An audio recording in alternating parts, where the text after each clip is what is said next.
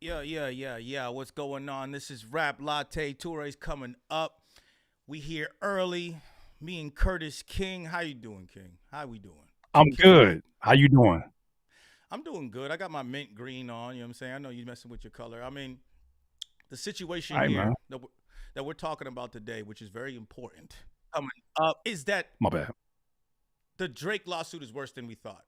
It is worse. This is why I called this live again. This is episode 2 because there's cultural implications to this and things that we Uh, missed yesterday that are hella important. One, the claim that Drake has in the when I read the whole case that mhm. Kendrick was being anti-Semitic, I by saying they are not like us and saying like us is represents African Americans and they means Jewish people. Like that was wow. the implication. It's in a document that says that that's what that means. Yeah, You, that's yeah. crazy. That's It crazy. it. Also, the UMG's response where he says that cultural that which what I think is important is blurring the line between art and reality is Mhm. what Drake is doing and trying to stop an artist's expression. That makes no sense. We can't stop an artist's expression. You know what I'm saying? Artistic Mhm. expression. And I Yeah. don't agree with UMG or a big corporation ever, but that's that's real. That's a real statement. It's because you're not woke, bro. He's on his revolutionary game right now. Drake is doing this for the people. And the thing is, like, it's all that green you got around you. If you had Laker yellow, you would understand what's going on. The problem is we just not seeing the bigger picture. We're not seeing the bigger picture. Someone said the sound is not balanced. Should I? I mean, I don't know if that's you turning up or whatever the case may be. Maybe that's you because I know my mind Oh mic is a yeah, little yeah, yeah, high. yeah, yeah, yeah. Let me. I'm probably better now. I'm better now. In the chat, let us know. It's better now. Hit us up. It's probably better. I didn't have my mic all the way I tried up. to turn it down a little bit. Somebody said Talcum X. Look. I'm trying to be very sensitive, even though I have let that thing go viral a few times. I have said Talcum X because this is no disrespect to the honorable Malcolm X. It has nothing. If anything, I look at it and I say, okay, I'm turning my volume down. I look at it and I say, Malcolm X one time said, when you have an oppressor that speaks a certain language, it's important for you to understand that language to speak back to them. I'm looking at this and I'm like, Malcolm X said, if the oppressor speaks Spanish, you wouldn't speak German to them. They wouldn't understand it. So if you speak peace to someone who is violent, they won't understand that. So Mm. in that light, I look at that and I say, you are not aligned with that in any way, Dre. I look at what you're doing. This is not a revolution for independent artists. This is not a revolution. He had that leaked DM that was to the guy that he used to work with, and he said, he brought in a weird analogy about LeBron, and then he got to the place where he was like, "It's gonna make it a safer build. It's gonna make it a safer building in UMG when I leave," and it's like, That's crazy, dog, man. this ain't what that's about. We know we can see right through that. We see This ain't. And right he through brought all religion that. into it, bro. You brought religion into it. My last point is this: Drake ain't loyal to nothing but the religion of Drake. 3,000%. The religion of the ego and perception of Drake too, not the reality of Aubrey Drake Graham. The perception No. that he created of what Drake is, and people are attached to that perception too. That's the type of people who are saying that it's like, oh, y'all don't understand, or this is a business move. It's like someone breaks, like, yeah, someone's doing something god awful, and you're like, nah, but there's a deeper meaning behind it. It's like, what are you talking about? It's like, yeah, he stabbed him in the heart, but you don't know what and why he did that. There's no It's reason for you to make these moves unless you just care about yourself and your ego, and you Can can't I take a give you an L. example? Can I give you an example that I know you can relate to? Uh huh. Because you're a lyricist. You're a lyricist. You have a great songwriting. You have a great lyricist pen. Have you ever wrote a bar and you knew it was kind of like it was a really good bar, and then somebody picks out an entirely different entendre that you didn't even mean for, and you're like, yeah, cool. It feels like Drake is Mm-hmm. doing that.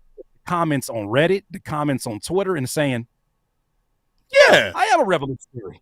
I am for the Viva la Revolution. Stop it. That's how he worked. That's how the push-up song, that's how all his bars on Family Matters were. It was like, oh, let me look at what the people are saying. Let me put that into the music. He did that. That's how he made these caption songs. That's how he makes his hits. It's like, oh, this is how people are feeling. Let me go ahead and regurgitate that to them so they can see themselves in the music. And he's putting that stuff in the case. And that's my entire issue, is that people can stand behind false narratives as well that are detrimental to the culture and maybe business. We're talking about blurring the line between art and reality. We're also talking about like erosion of the hip hop competitive spirit. We're talking about like there's going to be an effect on lyricism, people censoring themselves. You know what I'm saying? In the future, corporate interference in art, like someone coming in and saying, you've been in rooms with, in writing sessions, and might be label people there, AR people there. I've been in a room where someone was like, you know that, that line, go rewind it back. You see that line where you were talking about girls? Yeah. Make like 5 more about that and make sure, you're like calling them bitches. Like when I say that, I'm not lying to you, bro. He said, make sure you keep going at him. That for sure. Yeah. And then I'm like, yeah, I'm in there writing with this artist, because I'm like, writing for the artist and writing the chorus and all that type of stuff, and they're like, talk about more about bitches, and I'm like, who is this nigga? Like, why is this A&R in this room saying this shit? It's like, yeah, you should extend that part and talk more about bitches. And I was like, that's crazy. And they're only going off of the fact that they saw what was working probably in someone else's music, and they're like, oh yeah, and he's talked negatively about them, so let me go ahead and I think you should do that too, because people like that. And it's like, no, maybe that was authentic to that person's idea and his concept and his expression, and you don't have to regurgitate that. That's yeah. Shout out to Afro Butterfly. She just said, quotations, add in some misogyny is wild. Yo, add a little bit of misogyny, add a little misogyny. But you know what's crazy? It goes across the board. Like, we didn't, by the way. We didn't. I've had DJs that I've worked with, like in EDM, and I don't think they had malicious intent. I just think that they were, once again, following suit of things that were successful. They would bring me in as kind of like a voice actor, not to rap a verse, but to give an ad lib. And there'd be some times where they would give me instructions and say, man, Curtis, like, these are too nice. Like, can you make it just like a little bit more ratchet? And I'm like, you mean like bees and hoes and all of these? They're like, just a sprinkle. Like, yeah, like Mara Joe should say, just a little bit. Just a little bit. Would you mind? A little sprinkle. A little sprinkle of that ratchetness. And I just, we have to be the ones. I mean, this is part of the reason why I appreciate independence so much. Is that we live in a time now where we can determine the things that are okay or not okay, as we should be able to do. But what's happening is, like, there's still a music industry at large, right? Independence, like I like to say, is its own thing. It's the wild, wild west, right? We're not bound to the concept of the music industry. They don't even really care unless we start using their things. Like, if you're popping on Spotify, they now want to know and control where you're at. But if you're selling and making like 6 figures by yourself in your own space, think of somebody like Pray for Haiti. Oh my God, why am I forgetting my guy's name? This is my guy. But anyways, he sells his own vinyl. He'll sell them for like $5,000 to his niche fan base. Mike Homie. Yeah, I just forgot Mike Homie's name, and that nigga's Haitian. That's crazy that I forgot that name. But anyways, my mind went blank. Mike Homie, he'll sell it for $5,000 to his niche fan base, and he's making his own guap, and no one's stopping him. No one could change him. Nobody even knows anything about his business, and that's such a beautiful thing that can exist nowadays, and that's outside of the music industry at large. But I'm fearful of what's happening because of this lawsuit to the music industry. Like I said, with the corporate interference possibilities, like the division amongst fans and artists in the way that it's happening, that can create these parasocial relationships that change how collaboration works, and that blurring between art that happened with the case with YSL and all that, where you're conflating concepts. Like, there's an exaggeration that exists in the idea of battling. Like, I'm going to make an angle. Like, your hat is dirty. I'm going to start saying how you ain't got no money because your hat is dirty. Your hat might have fell on the ground right before the battle on stage. But now it doesn't matter. I angled it to make it be like, you a dusty nigga. You ain't got no money for no hat. And now everybody sees you have a dirty hat and they're like, oh, that's an exaggeration of what's actually there. I created an angle. I created a narrative around it. And that's can't be like attacked by this corporate shit. But I think, what do you think about the UMG's response? And how do you feel about like where it's going? And talk about, like you were talking about before, like the YouTubers' reactions to this, to them getting thrown in this. Like the YouTuber reaction can be best. Let me set this up for you real quick. The YouTuber reaction is the same one I had as I was going through these documents. I looked around. I said, FBI, open up!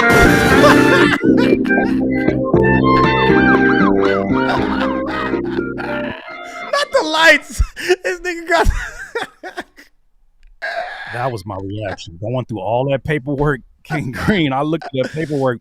I was like, I could like split my face in half. Like, first I was like, this guy, get a load of this guy. The other part of me was like, I better not see my thumbnail like this in this paperwork.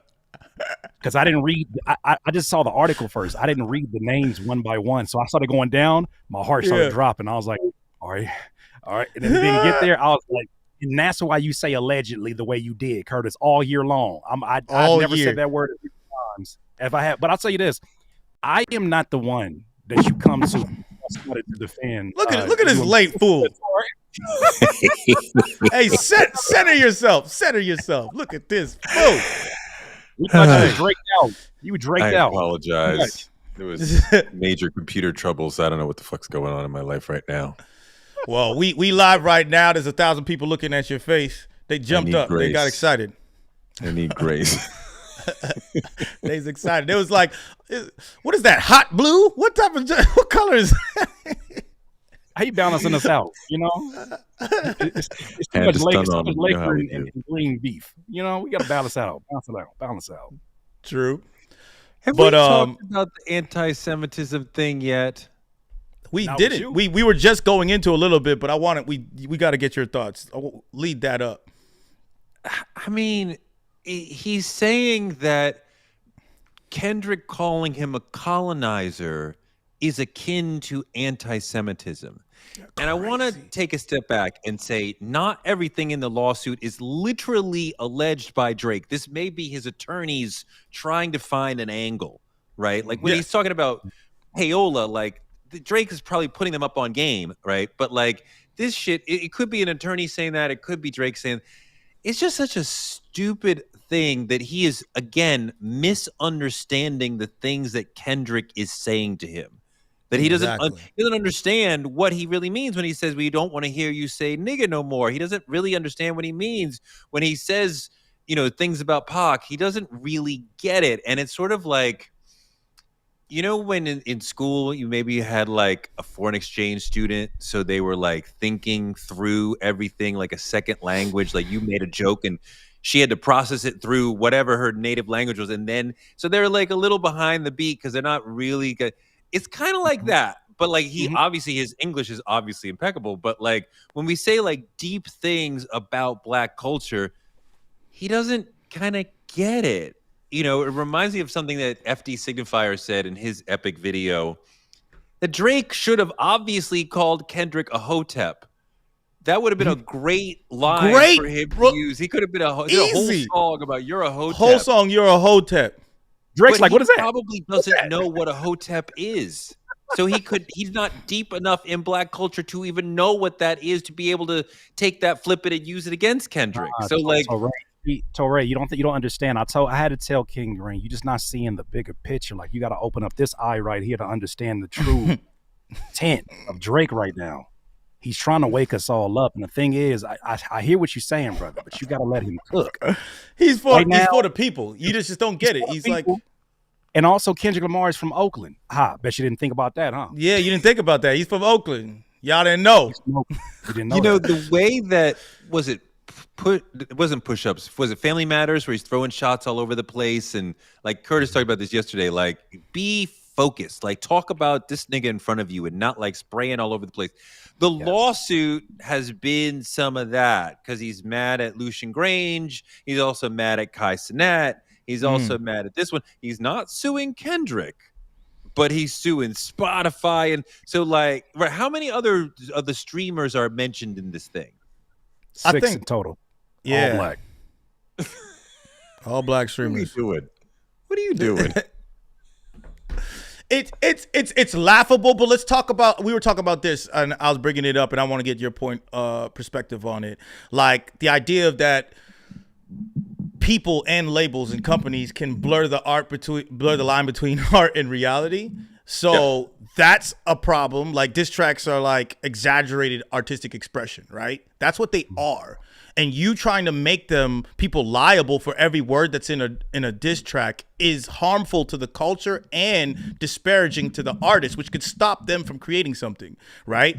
Also, corporate like interference in people's art is already a thing. It's going to be a bigger thing. That's what he's trying to do with the Super Bowl. He's trying to have the corporations interfere and stop this from growing because he's like, this is detrimental to me. I think what the point you're making comes into play if Drake were to win the lawsuit. Currently, people I hear are like, this is a long shot lawsuit. You know, it doesn't seem to make sense. It doesn't make any sense to me that you're going to say he defamed you because you'd have to prove that it had an impact on you. And when you're the number one streaming artist throughout the battle and after, before, during, and after, I don't know how you prove that it really hurt you. He would have to succeed for that to become part of the calculation of like, oh God, we don't want a Drake lawsuit, which would be an amazing thing for his legacy to become that he's sued because he lost a battle. Well, that's already part of his legacy. This is a federal lawsuit. It's out there. But let me say this. I'm also talking about the cultural implications, though. We can't lie to ourselves and act like everybody, just because there's 1,500 people in here who completely agree with us, that everybody feels this way. There's thousands of people and impressionable young people that are going to look at this and think that this makes sense.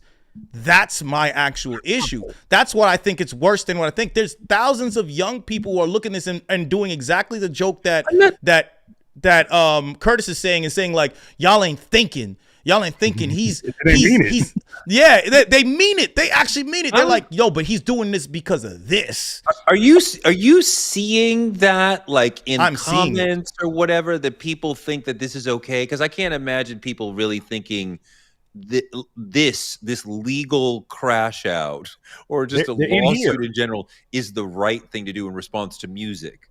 No money was stolen, no fists were flung, but like, I don't. Are you actually seeing that? Or are you just thinking that you could go? No, you could go to the page comments right now. They told me that in this conversation, they said Curtis King. They said Kendrick is at Quiznos and Curtis King is making him a sandwich. And this is part of the narrative to push other narratives. Because I used to work at Quiznos. For context, I used to work at Quiznos in Carson, California. But what they're I look at my comments all down the timeline. I made a statement because obviously I don't want to use any of my platform to not leave some space to talk about the fundraisers and things that we're doing for the LA fires and the LA firefighters and those affected in Los Angeles. And so I did a reaction video the other day because some people feel like, oh, you shouldn't be making content during this time. Forget that. We're going to raise some money and make it something. Because of that Drake crash out, the lawsuit, he was able to help us raise $500 something for LA firefighters. And I said, you know what? I'm going to share this because we can turn negatives into positive. That's what hip hop's about. All you see are just troll. Did Kendrick do this for you? See, you needed Drake.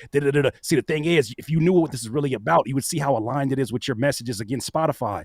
Y'all reaching. You reaching, or that's Drake's burner account. The theory on that side is what exactly? The theory on that side is that this is for independent artists, right? Yeah, that's one situation, is that this has nothing to do with the battle. That's what some YouTubers and people on that side are saying when it's content creation, and then their fan base are regurgitating that information, saying that this has nothing to do with the battle. This lawsuit has nothing to do with the battle. It's between him and UMG and his money, right? What if, think about what Drake said in that text message where it says, what if Nike was running, if it's real or not, it doesn't matter, but that's an idea. What if Nike was running a campaign about how LeBron cheated on his wife? He related that to the concept that he's going through right now.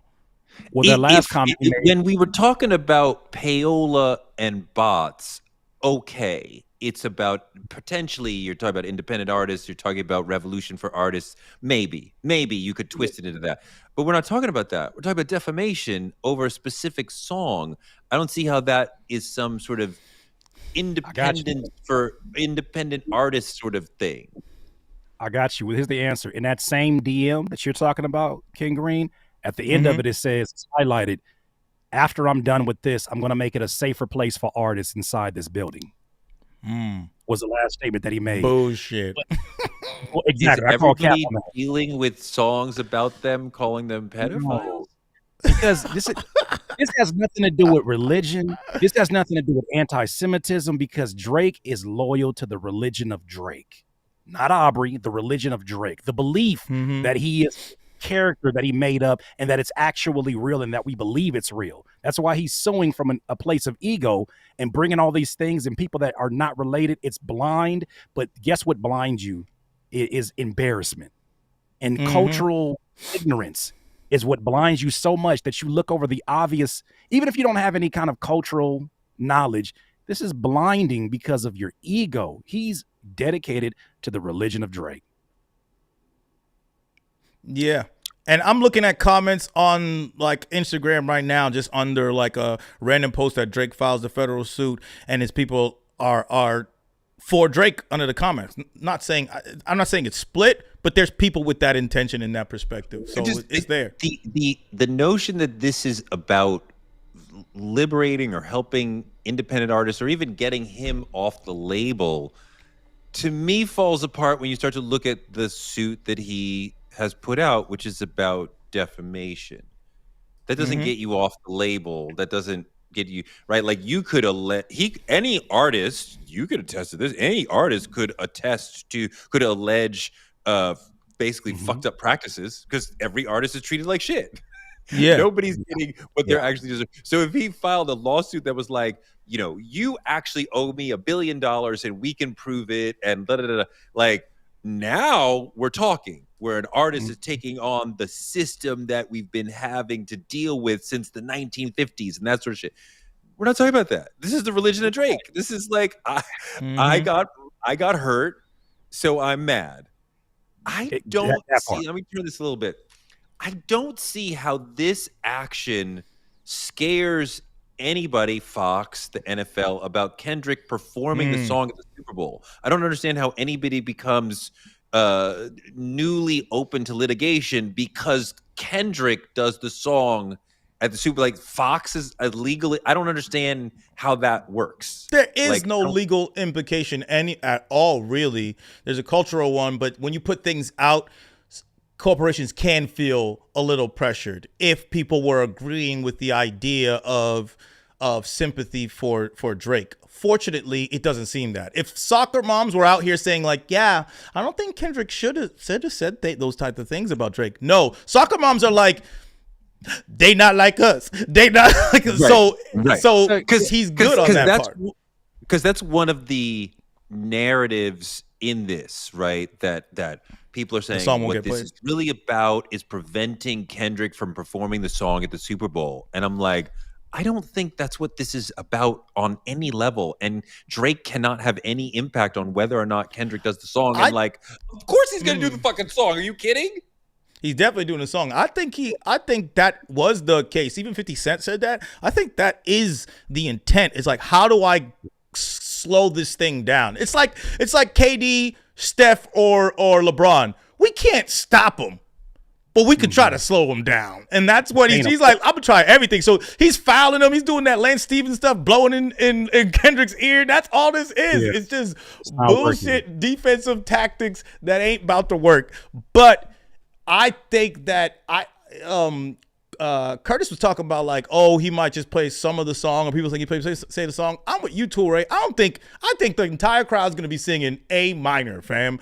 I think there's nothing. Well, you're not stopping this. Well, I'm about to say, let's also take this. Somebody left this comment. I wish I could remember their name. They said it's so crazy how his whole case, Drake's whole case about Not Like Us, is built off of Kendrick's deductive reasoning from pre-existing videos on the internet.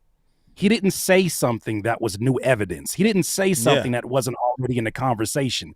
He looked at the same thing we said and then said this. Not that I think it, but I heard. I heard you like this. I heard. It's a weird case. Like, he's making statements that when you really break it down, it's gonna look so bad in court. And I just can't imagine. I wish Court TV was still around. I don't know if it's still around. I wish I could watch the person reading it and say, okay, here's where he said Baca has a weird case. Why is he around? You around?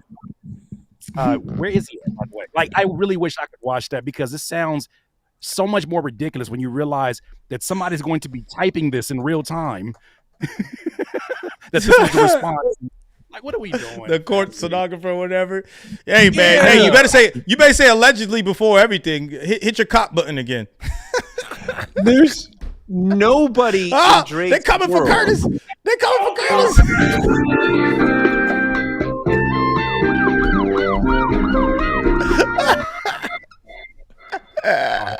False alarm. Wow, that's a neat trick. I like that. That's what's up. I think that's hilarious. Buddy. But we were talking about the Super Bowl. Nobody in Drake's circle who is not saying, "Dog, this is not it. Like, this is hurting more than it could ever help. You need to chill." What about Young Thug? Wouldn't that be the person that would be the one giving him accountability right now after going through one of the longest cases in U.S. history for rap lyrics being wrapped into a RICO? Yeah, I don't know if he have no even idea. thinking about putting that message out. Do they have that relation? I mean, like, it would be somebody close to him, manager, trusted advisor. You know, the role that Jay Prince was able to play for him when it was Pusha T, and Jay Prince was able to say, "Don't respond," and he was able to be that outside advisor, big brother, who was like, the best path for you as an artist, as a businessman, as a person in the culture is to go left. And it might hurt right now, but it'll be better. And it is way better that he didn't keep that going with Pusha T. And, you know, somebody should put his arm around him and be like, "Yo, money." See, then this is what makes me say he clearly has no real friends, because a real friend would have been like, yo. That's true, but what if those people, whoever advised them for Pusha T, what if they are telling him to do this? I can see that. I can see that someone looking at this as cash cow and looking at, like, yo, my cash cow is losing value.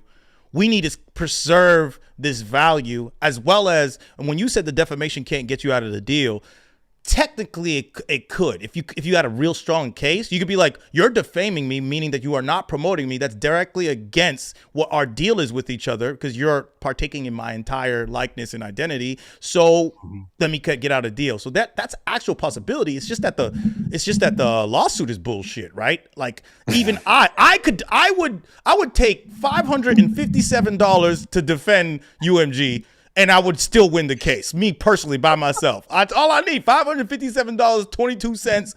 I'll come over there. That's a random number.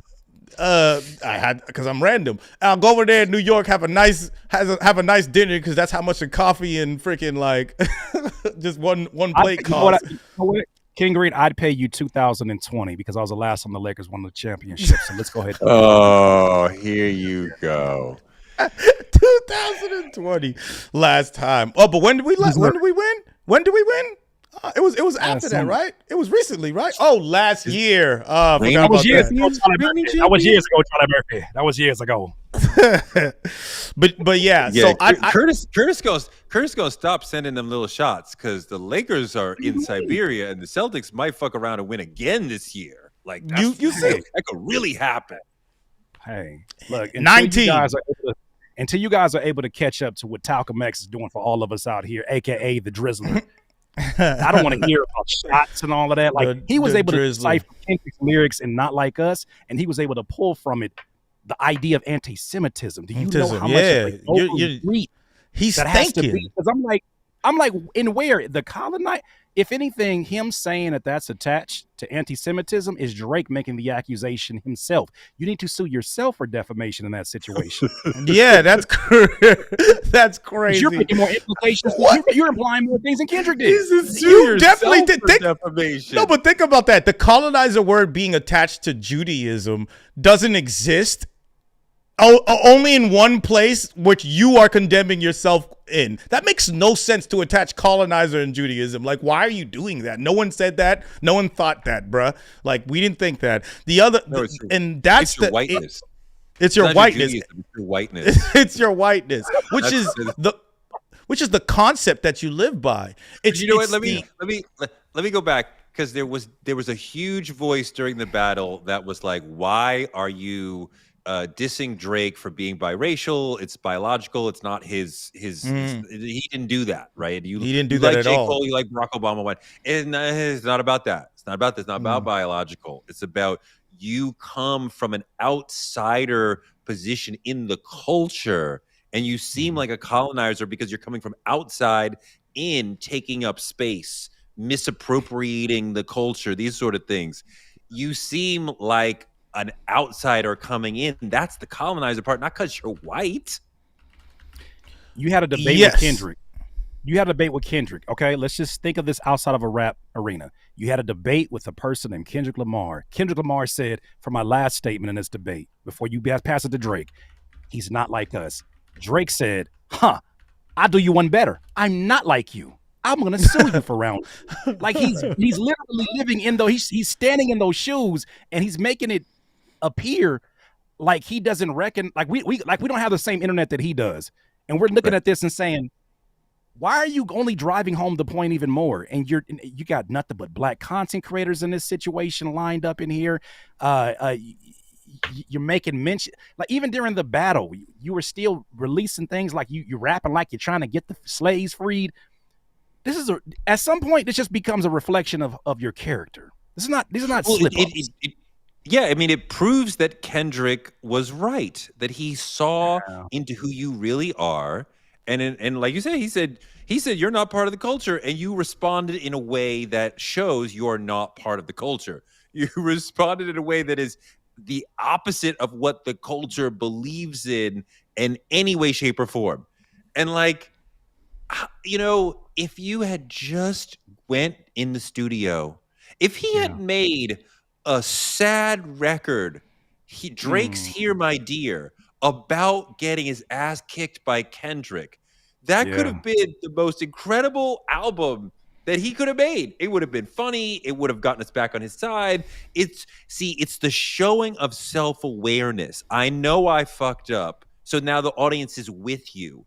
If you are disconnected from what the audience believes, then the audience is separated from you. That's why we're like so freaked out by this, because it's like, this is discordant. You don't understand how this is fucking you up. If you just rolled with it, like when you fall and you just go with it, and it's like, you know, hey, you know, what the fuck? Everybody that's what he did that with I'm Upset. Two things I'm gonna say, but he did that with I'm Upset coming after the Pusha T battle, and he came in with that video of I'm Upset, and it was him going back to the Degrassi reunion. He took the image that people had of him and put it front facing, and people were like, oh, this is funny. People who knew he lost, everyone was like, he went back to where he's supposed to be, and this is funny, and the song's still a bop. So that's what he kind of did by just ignoring it. But to go back to the colonizer statement, and that's why I say that I think there was a change at that time period of where he felt like he can go, because he bounced back from the Pusha T thing. He felt like he was indestructible, and that's where he failed, as well as the colonizer thing is about him committing erasure, right? He's downplaying everything that he takes from everybody. It's like, I need to be dominant. I don't even understand this shit, but I want to be dominant.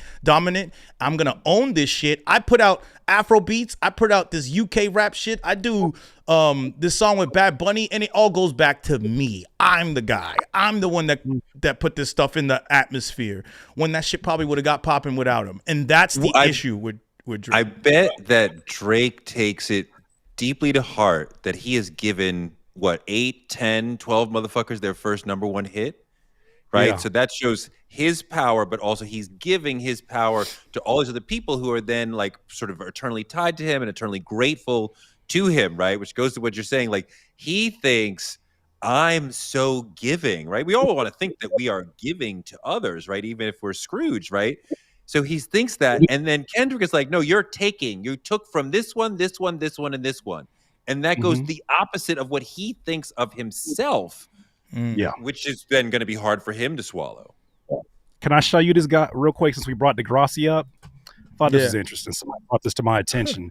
This is in today.com, obviously a well-respected platform. It says Degrassi writer says Drake, and this is in 2021. Degrassi writer says Drake threatened legal action to get his character out of a wheelchair. What? This is also a pattern of behavior. He's just a litigious bitch. 2021, October 15th, which is crazy because that's a very tricky time last year. One of the writers of Degrassi said that at one point Drake threatened legal action to get his character out of the wheelchair. Dog. Yo, he's a Karen. He's a Karen. That's why they kept him in there. Karen. He's a fucking Karen. Every time he's got a real problem, he calls his fucking lawyer. He's a fucking Karen. That's wild. That's wild. The Can somebody in the comments tell me if they know of other situations where Drake has sued somebody or threatened to sue somebody? Because I bet there's been a few now. And to you two who are in the industry, there was a meeting between UMG and Drake's team on the previous issue, the state issue, right? That's one big difference between the previous actions and this action. This is federal. Before it was a state legal action. That they met and talked it through, but then he files this. And that's team to team, right? Drake is not talking there. I just don't understand how.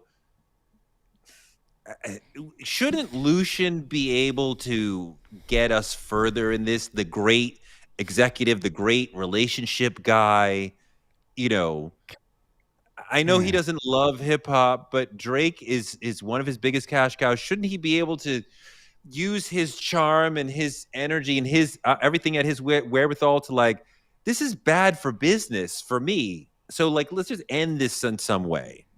Can I offer a theory in this one? And I'll pass it over to you, Ring. My theory in this one is this. There have been all kind of allegedly connections that people have made, like Dick Gregory, one of my favorite human beings, rest in peace, when he would talk about the connections of Drake and Prince and his issues with the label and his eventual demise. Michael Jackson, label's eventual demise. It's a story old as the music industry, the allegeds. I wonder if this is the first time that they're saying no nefarious acts are necessary. Allegedly, right? Let him bury himself. Has he not done a great job of that on himself?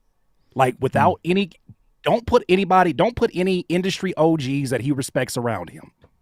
Right? Matter of fact, I would even, from the very beginning when I saw 50 Cent being involved in that Drake situation, I had people are quick to question what 50 Cent's motive is. 50 Cent is also loyal to 50 Cent and his brand, first of all, right? He's proved that from the beginning.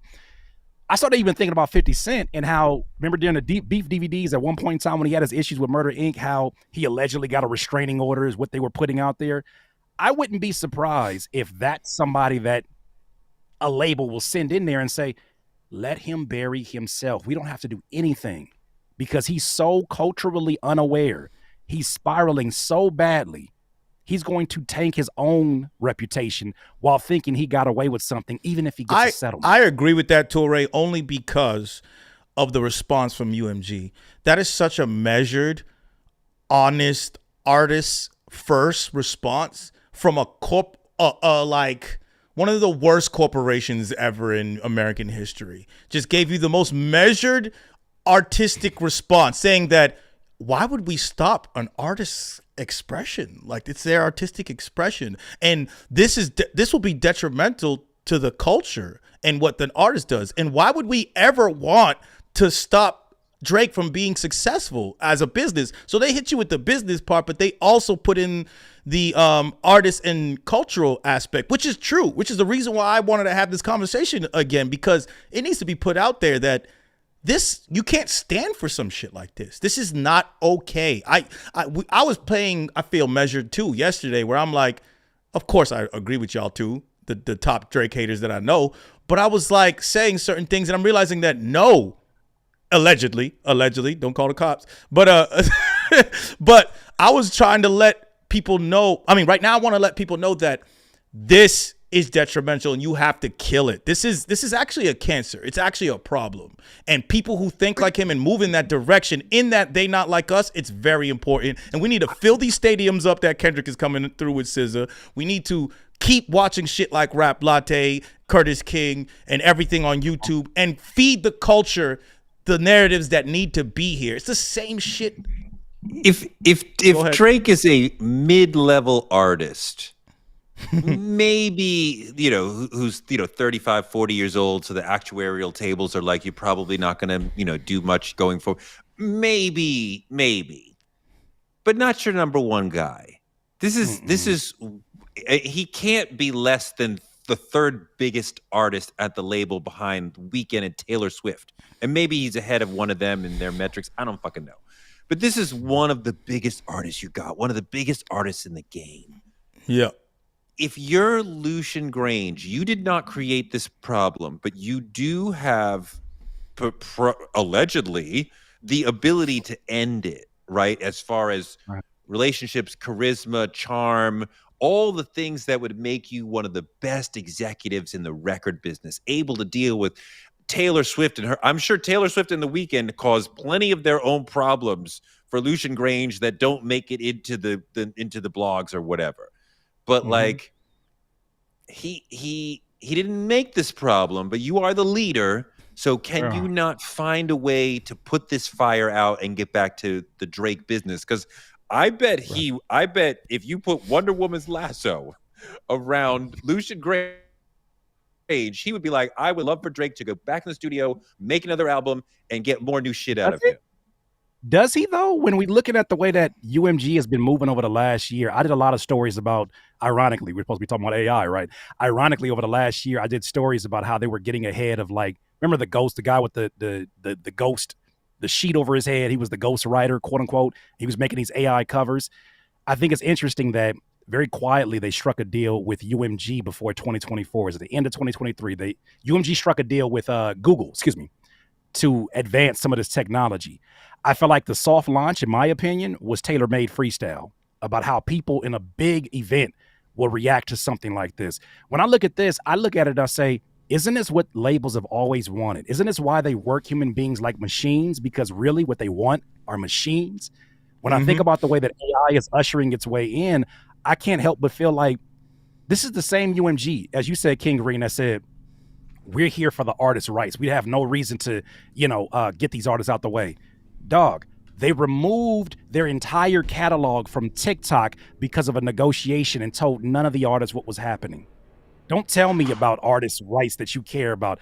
So when I look at this, it's not, and that's not a pro Drake statement. It's just the reality of the situation, in that I don't think, to Torre's point, I don't think they ever want another Drake to walk into that building. I think they want nothing more than the people that they hire to do a job that allows AI music at some point in time to replace the issues and problems that a Drake presents. That an artist brings, AI not gonna sue me. AI is not gonna talk bad about what I didn't do for them. AI is just gonna post the content I wanted to post, make the music I wanted to make, and then we go about our business and keep producing music at whatever speed we want. We don't want to hear how you artists are not inspired right now.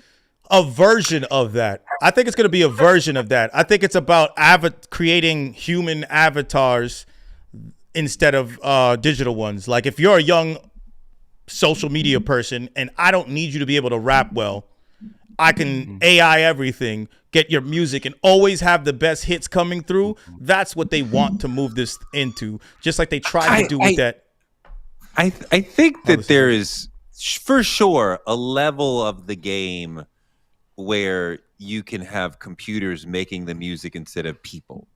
The music that we listen to in Target, that Muzak crap that we get in elevators, you don't need actual human beings to make that shit.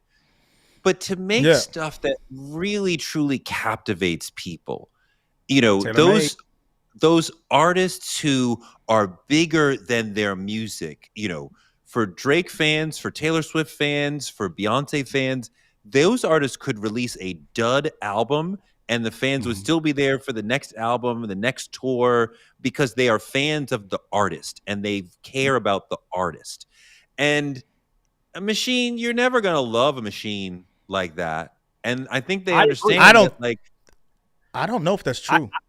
I think we're unaware of how much people are into machines and into or will be into it too. Like if you're actually getting something that's AI, I'm looking at AI art on Instagram pages that have like 1 million followers, fake woman, AI woman, fake art, like art that is just someone producing the same thing over and over again. And they have thousands upon thousands of likes and comments that are positive. We are being molded to accept this AI stuff. And we don't understand, like Lupe said, like when you were talking about, we don't understand how much AI is going to be, how good it's going to be. It's going to be so good that we're not going to be to know the difference between a real person and not. So if it's that, the whole movie is going to be AI. If I could see Last Friday with Chris Tucker in it, and he wasn't in it, but it was just as good and hilarious, and it looks real, I'm watching that shit. We won't know. But we're the early adopters too. And I have to think that there's going to be the same way that people refuse to get rid of vinyls and CDs and they held on to physicals even as the streaming era emerged. I think if anything, it emboldens, it makes people feel a certain amount of pride that this is human made because of where the trend is going. Is this something that people will gravitate towards? Of course, because a lot of folks are sheepish when it comes to listening. I, as somebody that's in this, you as somebody that's in this, yeah, we can see the prompts doing amazing things and it will get better. We know some of them fingers don't be adding up, right? We know some of the details, the nuance, the power is in the prompt. This has been my whole stance with AI. The power is in the prompt. They're never going to be able to explain how, if I say God forbid my house went through a fire, that's a life-changing experience that may change the fabric of my voice and the fabric of my music forever. So now we now have to pivot from here. And whatever the predictive AI or whatever it's doing to predict what's going to happen next is playing copy, paste, copy, catch up. So I say that in line with my last point, which is I do feel like the labels want a situation in which music ain't making the money that it was anyways. They already talked about deprioritizing hip hop to begin with. Even if people rebel against it, will it make enough money in different places like sync opportunities in different places that we're not even thinking about, maybe like AI digital jukeboxes where you can hear 17 genre versions of a song? I'm just thinking in the future of this. Could that be enough money for them to say, I would rather lose the amount of money that I would have dealing with a real person because of the issues of a Drake? I'd rather deal with AI and just make I agree with that. They both can exist at the same time, is what you're saying. I think that the amount of money that Drake brings in, ditto Taylor and The Weeknd and Beyonce, those top tier artists. The problems, we can deal with the problems because you both understand that it is a top heavy business as far as the top 10th are bringing in enough revenue that supports every other artist, right? That's what Leo Cohen explained to me a long time ago, that one big hit will allow the label to take 9 more shots on goal, right? To have enough money to put up 9 other artists to have a chance to them get platinum. So you need those Drakes, those Beyoncé's, those tentpole artists who can then bring in enough revenue for other artists. So now we can gamble. It's going to be hard to get beyond the monsters, right? To rely on these sort of monsters. And like I said, like you could make an AI album at some point, but a career to where I've been following Beyonce since she was a teenager. We saw her on Star Search, and then we saw DC come and go, and then she, early Beyonce, later, but and now she's a mom, and like I think those are two different things, and I agree with you. To bring this back to hip hop and bring the conversation back to hip hop and Black culture and art, that can never be stopped. It's the same thing with TikTok, like how Black TikTok drives the force and the creativity and the culture. That happens within music and everywhere, in culture in general. Like the Black culture drives and creates innovation, just like Silicon Valley is the head of technology, right? Black people are the head of culture. That can never die. I don't think that can ever go away as long as there's Black people, right? So that's going to exist and it'll forever innovate. And the way that tools are now, it only seems like it's seemingly easier for Black people to get ahead in culture, right? But I do think someone being able to copy it is being easier. And that's the problem and the issue.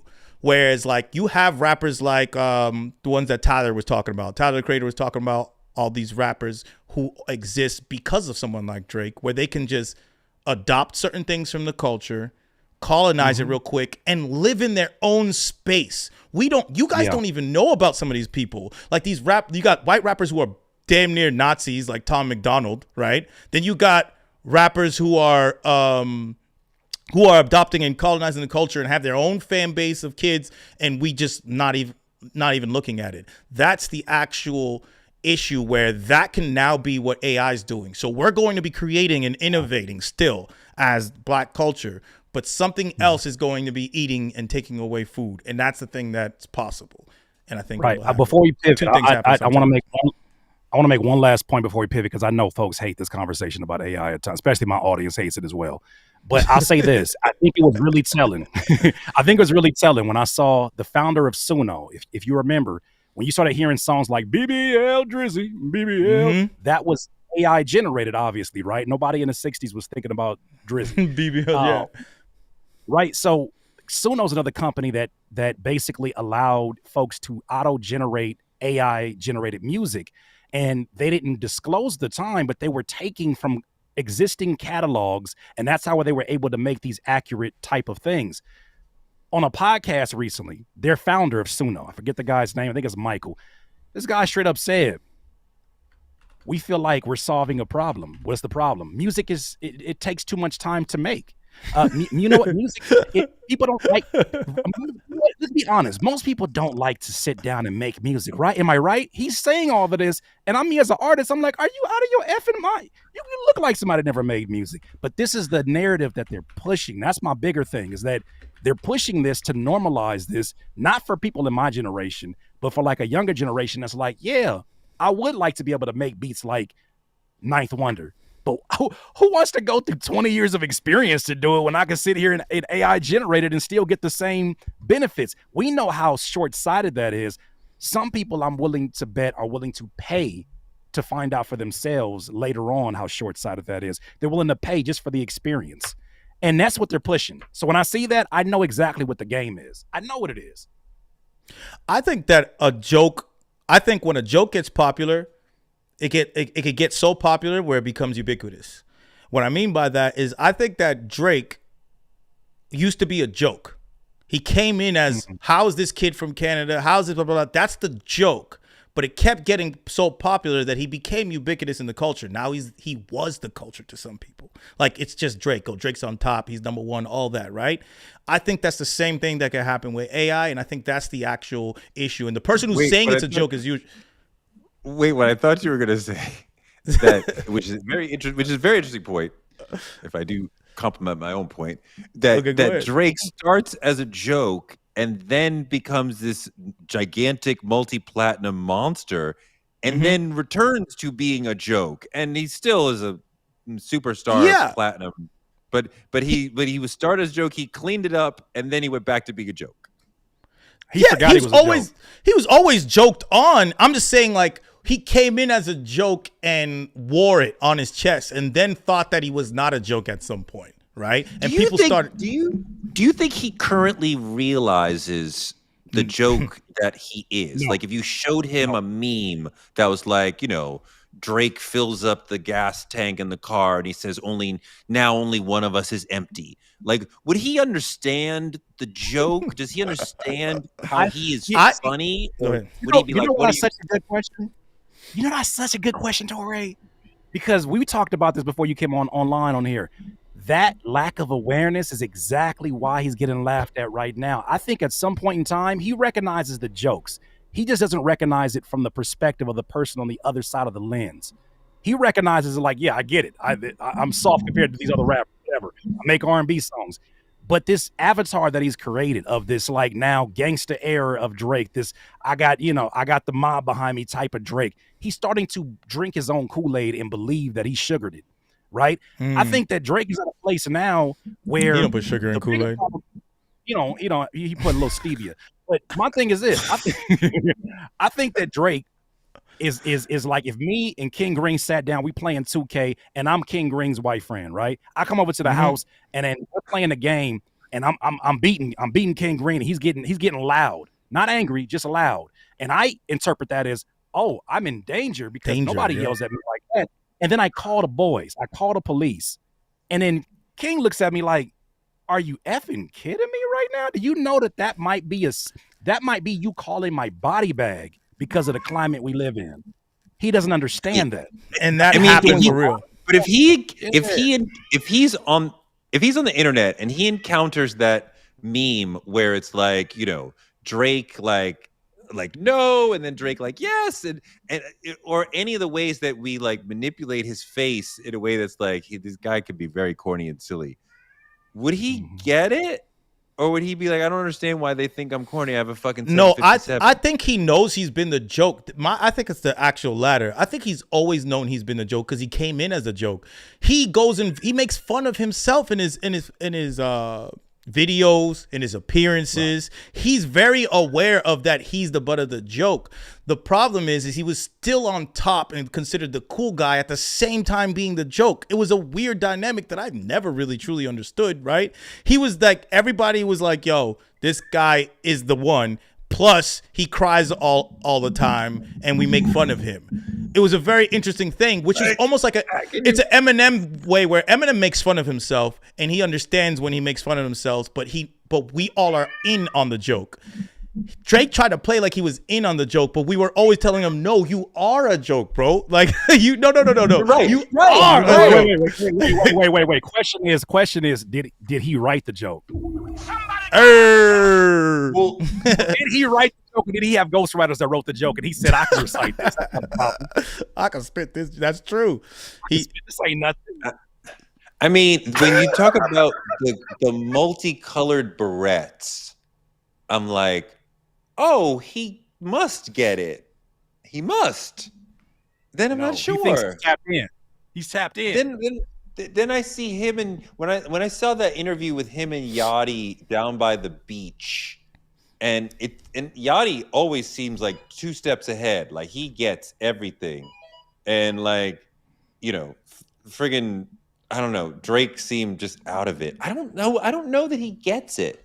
I think he's a little bit more to the spectrum of like fish sticks, like Kanye was portrayed in that South Park episode. Not all that way, but like, I don't know that he really gets it, that we think he's corny.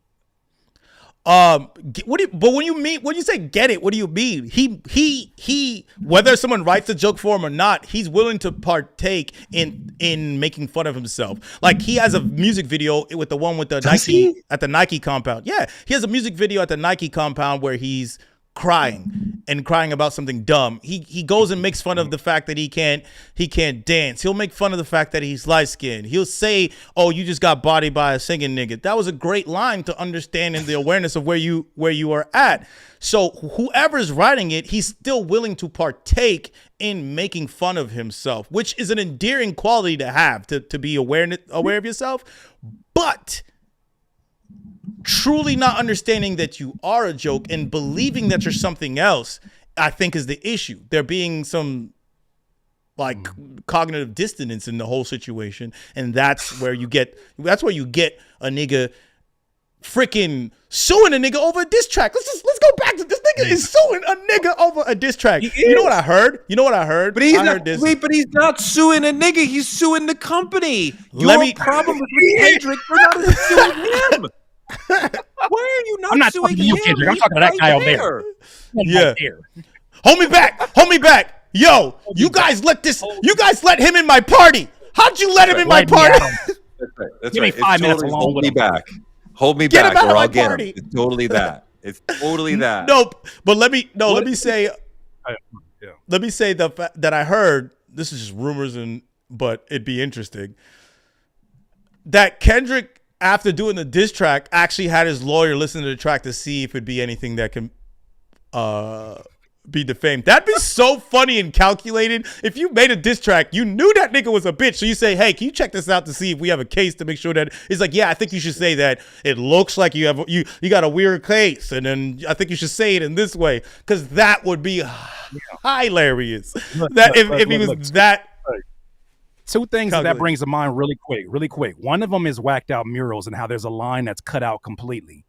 If we think about the timeline that the paperwork is talking about, we're talking about he's filing some of this stuff as early as July of last year.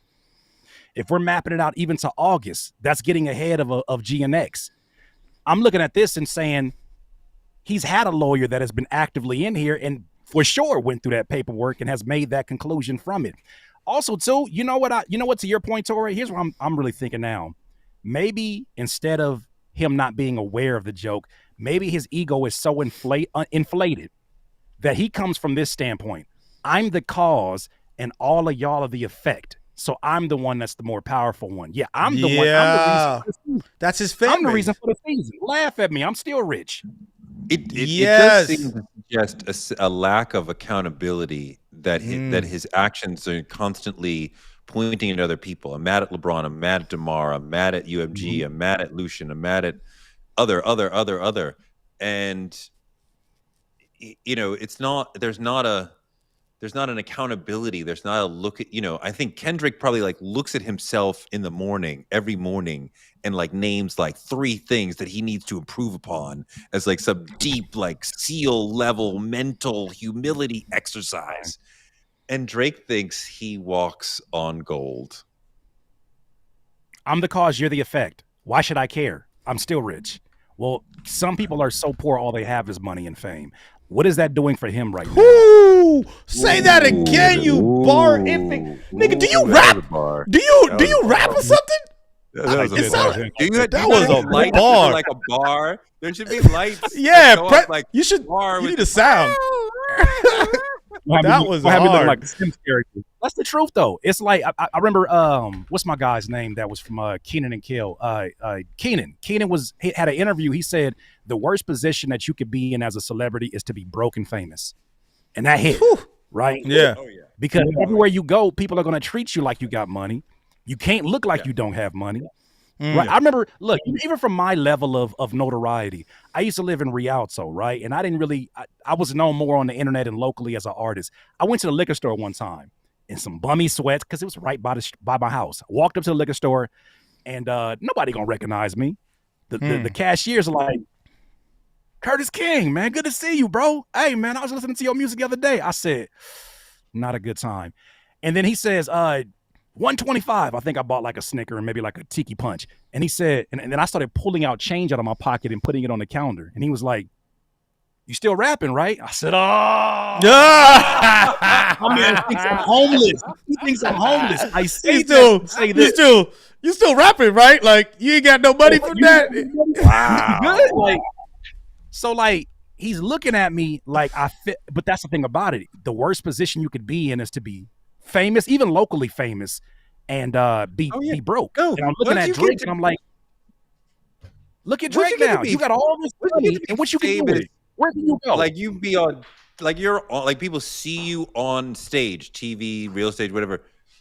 You can't go get a real regular job. You can't have people show up at I don't know what the fuck, Marshalls or whatever, and you're like, can I help you find something? You're like taking their ticket at the out. fucking movie. Like you can't get a regular. Was somebody told me? Oh, you know what? Hakeem from Channel Live, my man, told me he came on my podcast because he was a school teacher before Mad-ism hit. And after that, the record was so big that people really thought he was famous and had it. He's like, I can't go back to school teaching because that would be seen as an embarrassment. So he started selling weed after Mad-ism because everybody assumed he had it and he didn't have it and he couldn't go back to school. Because he's stuck in a prison of fame, and this is how I can deal with it. Think about someone said real quick, someone said, and I agree with this, that what Drake should have done. If I had Drake's level of money to talk about money, you wouldn't hear from me. And I completely agree that if you really cared about your money, if you thought that's why your bar was such a bar, if it was just about money, you wouldn't even hear from the nigga. Because you know who's just about money for? Lucian. We don't hear shit from that guy. It's just about money with Lucian and his own respect. So he's going to go away with it. Drake clearly needs his ego filled and he has different issues. And then you are feeding that bullshit to other people. I saw someone make a comment saying like Drake's going to win. He's standing on business. It's like, what does that even mean? Do you even know what standing on what business? What are you talking about? He's not standing on anything. There's no foundation. There's no foundation there. You don't stand for anything within this philosophically or politically or, you know, aesthetically, artistically within hip hop. There's nothing that he stands for. Kendrick stands for quality music, you know, thoughtful rhymes, great flows, like the classic emceeing. Like he stands for that. That's what he's about. If he was a politician, his thing would not be universal healthcare. His thing would be like great emceeing, like it's dying and I'm bringing it back. I have no idea in that regard. What is Drake for? What is his music about? But he's like, this is what I believe in. Metaphors or singing falsetto or like pop music. I don't get it. You know why? Because you are a man with ethics. You are a man that thinks logically, and you're talking about somebody, right? You know what? My New Year's resolution, I tend to stay away from it. I have a personality, and I know that says something about me, that tends to attract people who are touched. You might say crazy. I don't like to use that word. Right, that are touched. Crazy is what some people may say. I have a personality that brings. If I go to a random liquor store, they're gonna come talk to me because I just have a soul that feels magnetized. And I guess I don't know. Whatever it is, here's what I said this year. I'm not negotiating with crazy in 2025. You got it, Playboy. You got it.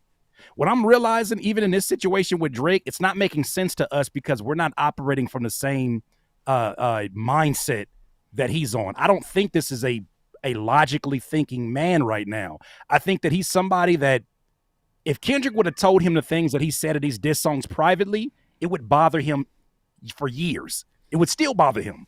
I think it's the fact that everybody else can see it too, and that Kendrick doesn't look crazy. Because the whole battle, look back, Drake looks like am I right? Who's this guy trying to do? Free the slaves? Am I right, guys? And it's like, the hell? What do you mean? What are you saying?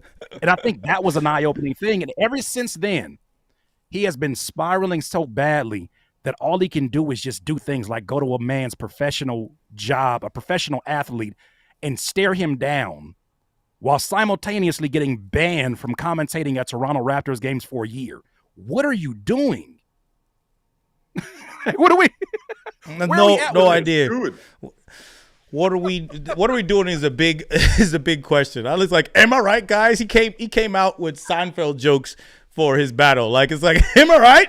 I mean, come on. Like, it's not working out. You're not saying he's like, I don't have a daughter. Where's my daughter at? It was his whole angle. The fact that you brought it up perfectly, the fact that he didn't even think to go at him for being a hotep. Like, it was one or two lines in Family Matters. But if you had the same angle as him saying that you're a colonizer, you being a hotep, you could have made that angle as the top rapper in the world that's only about money. You could have said that if you were really, because a real black niggas is gonna be like, think about Future having the wherewithal and being in that situation. He'd be like, nigga, I make money. You over here faking being a hotep, and I seen you with these women, or I seen you that, and just be like, I I am me, and I'm real on my tracks. My flaws are on my tracks. You ain't showing your flaws. He could have done that, but no, he ain't had the perspective. The reason why I love what you just said, Curtis, about am I right? You get it a little the old Borscht Belt thing that Drake kind of comes from a little bit, but like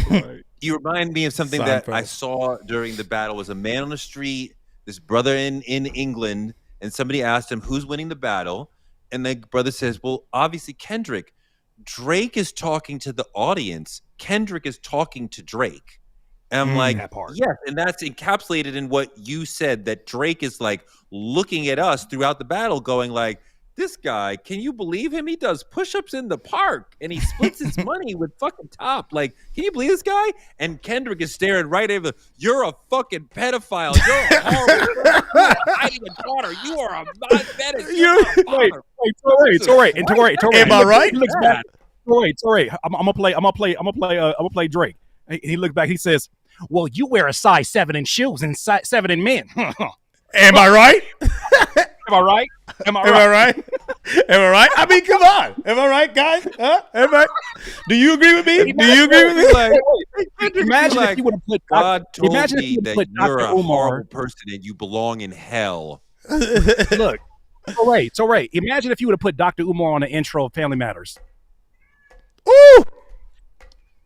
Imagine if you would, the ending scene with his guy that's like his reinforcement that had the tats on the face. Imagine that was him meeting with Dr. Umar in Toronto. Wait. Changes everything. Can Dr. Umar rock with Drake when his mom is a snow bunny? I don't understand. Yeah, Dr. Umar says he's like with the one drop rule. He's Pan-African. He's like, black is black. There's no such thing as you put. No, this is Dr. Umar saying. He goes. If you put chocolate in milk, it's not light milk. It's chocolate milk. No matter what, it's chocolate milk. No, but Drake's mom is the original. No, but she's a snow bunny. That is fucked up. No, Pan-Africanism means that if you are black, you're black. It doesn't matter who your parents are, but that's his perspective. But either way, he's right though. You throw Dr. Umar in there. On the Think low, about that. Think about that. On the low, I think Umar is doing a bit.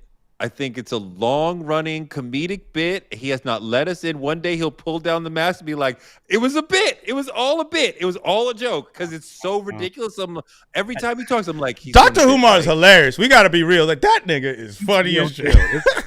What if we flip this? Realize he thinks he's being righteous. I'm like, it's a bit. He's a clown. It's ridiculous. I don't see it that way personally. I don't see. I don't see. Yeah, I don't see it that way. I'll say this. Imagine if the beginning of Family Matters started off with, Brother Drake, I don't think that you should start this off saying the N-word. And then it goes into a soul sample. And then he talks about growing up being biracial and the issues he dealt with on both sides instead of doing Family Matters. And then he gives us a regular old Drake hook. This might be a very different type of battle from there. No, he was draking and driving and did the thing that Kendrick expected him to do. He said draking and driving. Oh my God. Oh my God. You're just bar central today. Allegedly. So you made me think that when he felt like his race was being challenged, Dad should have been brought in the picture. Like, do a record where Dad is on the chorus or some shit, or at the front of the record, like that Nas and Nas track with his dad. Nas and Olu. If he did that after doing that, we would all shut up. We'd be like, "Oh, that's kind of hard." Yeah. We would. Right. But guess what? Yeah. We're talking about if Drake was actually black. Yeah. If he was thinking, Drake is going to come with some fly 70s soul sample. Yeah. Not to say that he isn't, though. I was a joke. You know what? Let me take that back. I do not consent to that idea being taken from Drake. I will sue the Drakarian off of you if you take this idea from me. All right, don't you do that because I got the receipts here on Rap Latte. I was here. Rap Latte was here. We'll go to court with you. Wait, I want to jump back to something that I think Green said about Drake is living wrong, right? Like if I had a $400 million deal, like you'd hardly ever see me. I feel like there's like two artists who are doing it right, who have like a ton of money, like Lenny Kravitz, like I have an island, I hang out by myself, I don't see y'all, like I have no problems. I live in Kravitz land, so I don't care. I love Lenny Kravitz's whole life situation.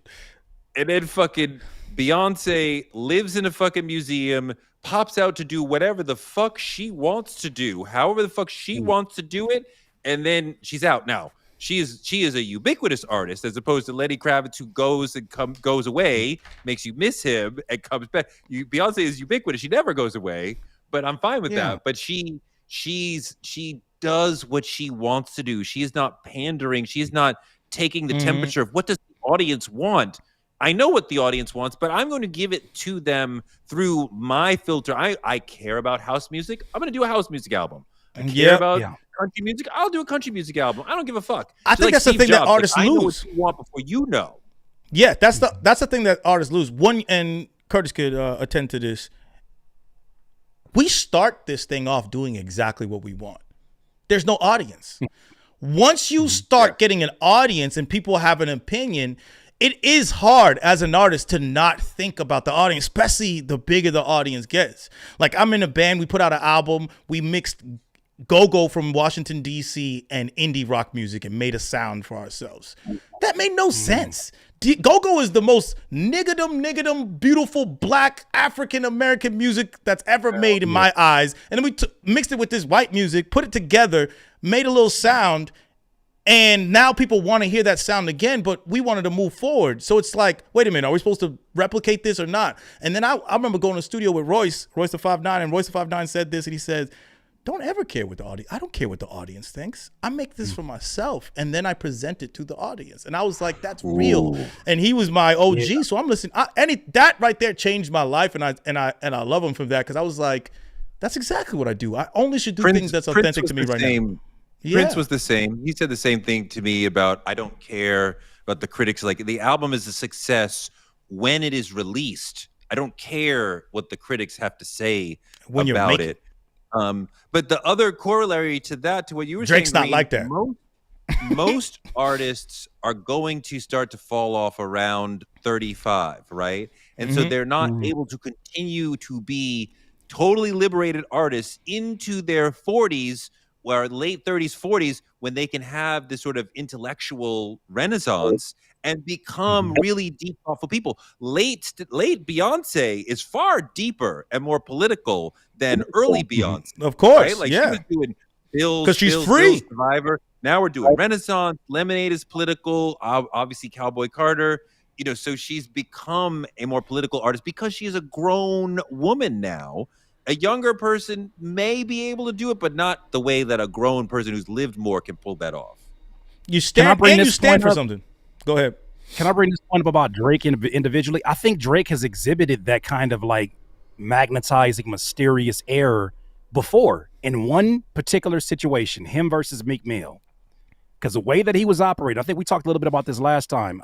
The way that he was operating seemed so 48 laws of power. In terms of the ways that he was showing up. Even if you remember the OVO fest that he had, were him tapping into internet culture and showing all the memes of Meek Mill, right? That's when people were like, oh, he's really watching everything that's going on. He's tapped in.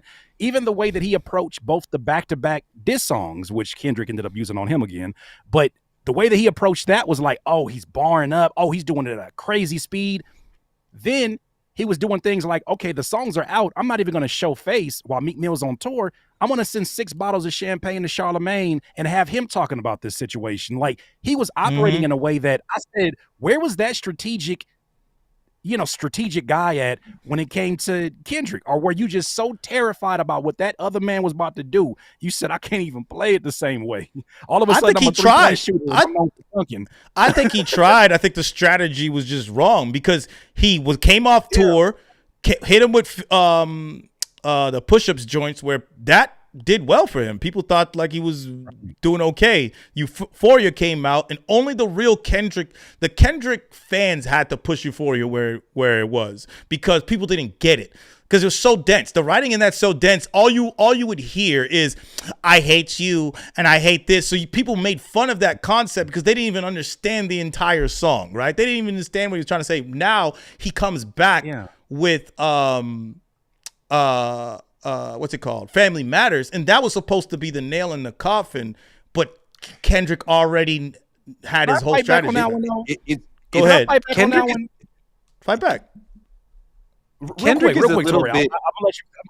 Go ahead. Behind the 8-ball a little bit, or a little bit of an underdog in this, in that in a TLDR ADD world, Kendrick, who requires deep reading, who will, Euphoria has a slow build. I mean, the first part of the song is literally slow, and then the song builds up, right? At one point, he's like, I haven't even bleed him. Can I bleed him? Like, so you've been here for 2 minutes and you still haven't really gotten to it? Like, yeah. And we're more used to, the first beat comes on, fuck your bitch and the click you claim. Like, the first line, god damn. Like, you punch him in the face, like, right away. And Kendrick's like, no, we're going to work into it, but we're going to build up to it. And it's, it requires more patience of the audience, right? And obviously we all got there, partly because social media was pointing out every part of the song on its own. He needed that, and he knew he had that too. Yeah.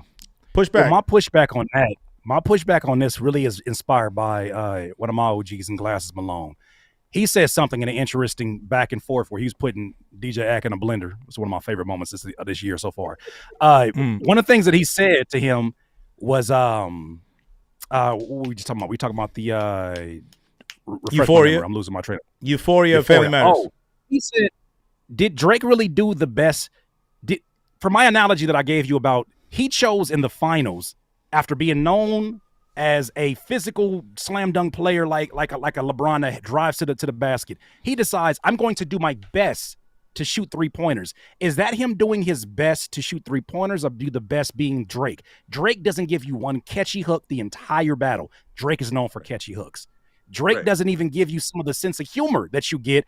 He's so subtle. He's trying to be this new era of Drake. You don't get any of the things that make Drake a memorable type of person. These are his legendary weapons. He doesn't use it not once. I think it's a mirror of what he was doing at the time as far as his pop stuff. I think the push-ups things is just as catchy as Charge Up. That's the first diss and then Back to Back has a great hook, more catchy hook, but it's also that style for that time period. Whereas if you look at his biggest song was with J. Cole, First Person Shooter. First Person Shooter and Family Matters are akin to each other. So I think he was doing with the style of where he was at that time. Whereas, like, he didn't give you a hook because the catchy hooks weren't even in that era, that same type of catchy hooks. He was doing his era of that. So I think it's just falls flat because those two styles, when you're thinking about listening to lyrics and perspectives, which is what a battle is, that style that Drake's doing is not going to beat Euphoria or Meet the Grams at the strategy that it did. Because Meet the Grams, we were attentive. We were all like, wait a minute, Kendrick dropped something? This genius rapper made the slowest, alchemist, darkest thing ever in a battle. It made no sense. But we're all at our computers. We're not at the club. We're not bumping this in our car. We're all on our computers, our phones, watching reactions, very attentive to every word. And the first fucking thing we hear is Dear Adonis. To that train of thought, though. How do you let Kendrick get to the hit song before you? Because he wasn't prepared. It's a great point. It's a great point. It's a great point. Drake, this is what he said. Drake did not do Drake things in the battle. He didn't give you hooks. He didn't give you comedy. He didn't give you hits. And that's what you would have expected, that he's giving you bops and then Kendrick's giving you thoughtful shit. And you have to decide which you like. Kendrick did Kendrick and made it pop. And Facts. Drake didn't do Drake. Drake didn't show up. If he was a game, he would be like, I didn't show up today. I didn't show up. It was a game. No, but let me say this. This is the problem, but I'm going to show why he couldn't make the hits. If you ever got in a fight before with anybody, right? You get in a fight with somebody and you fought some people before and then you new fight. So you beat your last nigga. So you're like, all right, let's squabble. You squabble up. and you're there, you hit him with your move, your overhand right. That nigga's still standing. You don't know what the fuck to do. Usually, this shit takes the nigga out. Usually, this takes him out. He thought Family Matters was gonna knock a nigga out, and this nigga came back and hit him with a boom bop bing, the type of shit along you wouldn't understand. You know what I'm saying? Wop. You didn't know that was going to happen. My powers have failed me. My powers have failed me. What about the left hand? No, it's not working. Didn't work out. People are laughing at me. Why are they laughing? Oh my God. I don't know why you're using the Kung Fu voice, but that makes it hilarious. Kung Fu Kid, it makes sense because it's like, you know how they narrate their own fights? It's like, could it be that the people see my weakness? If they see me, I feel seen right now. He's still hitting at me. Oh, like, what are you doing right now, my boy? Like, that's exactly what happened. Fight back. Get out. Oh my God. Green. We gotta do a reaction video with Curtis where we look at Enter the Dragon. What are we doing here? Fuck. Terrence Thornton. But that's I can't believe he went at all them streamers though, like Kai and all that. I know we're like freaking 1 hour and 25 minutes in the stream, still 3,000 people in here. So thank y'all. First of all, 13,000 subscribers, and we got 3,000 people in here. Obviously, thanks to Drake and Curtis. It's both of them. Allegedly. Allegedly. Hey, can I give y'all a round of applause? Maybe we could change the show to be Drake Latte. And we just Drake Latte. I'm giving you a round of applause. I'm giving you roses right now. That's all I'm doing. I'm giving you roses. I wasn't trying to interrupt anyways, you. The 3K people in here, make sure you subscribe to the channel. Subscribe to the channel, like this, share it with everybody. Rap Latte. We talk about other things other than Drake. We actually like to do deep conversations about hip-hop, but we got to talk about Drake because this fool keeps giving us material. Like he just won't stop. He won't stop. Like, we just want to talk hip-hop.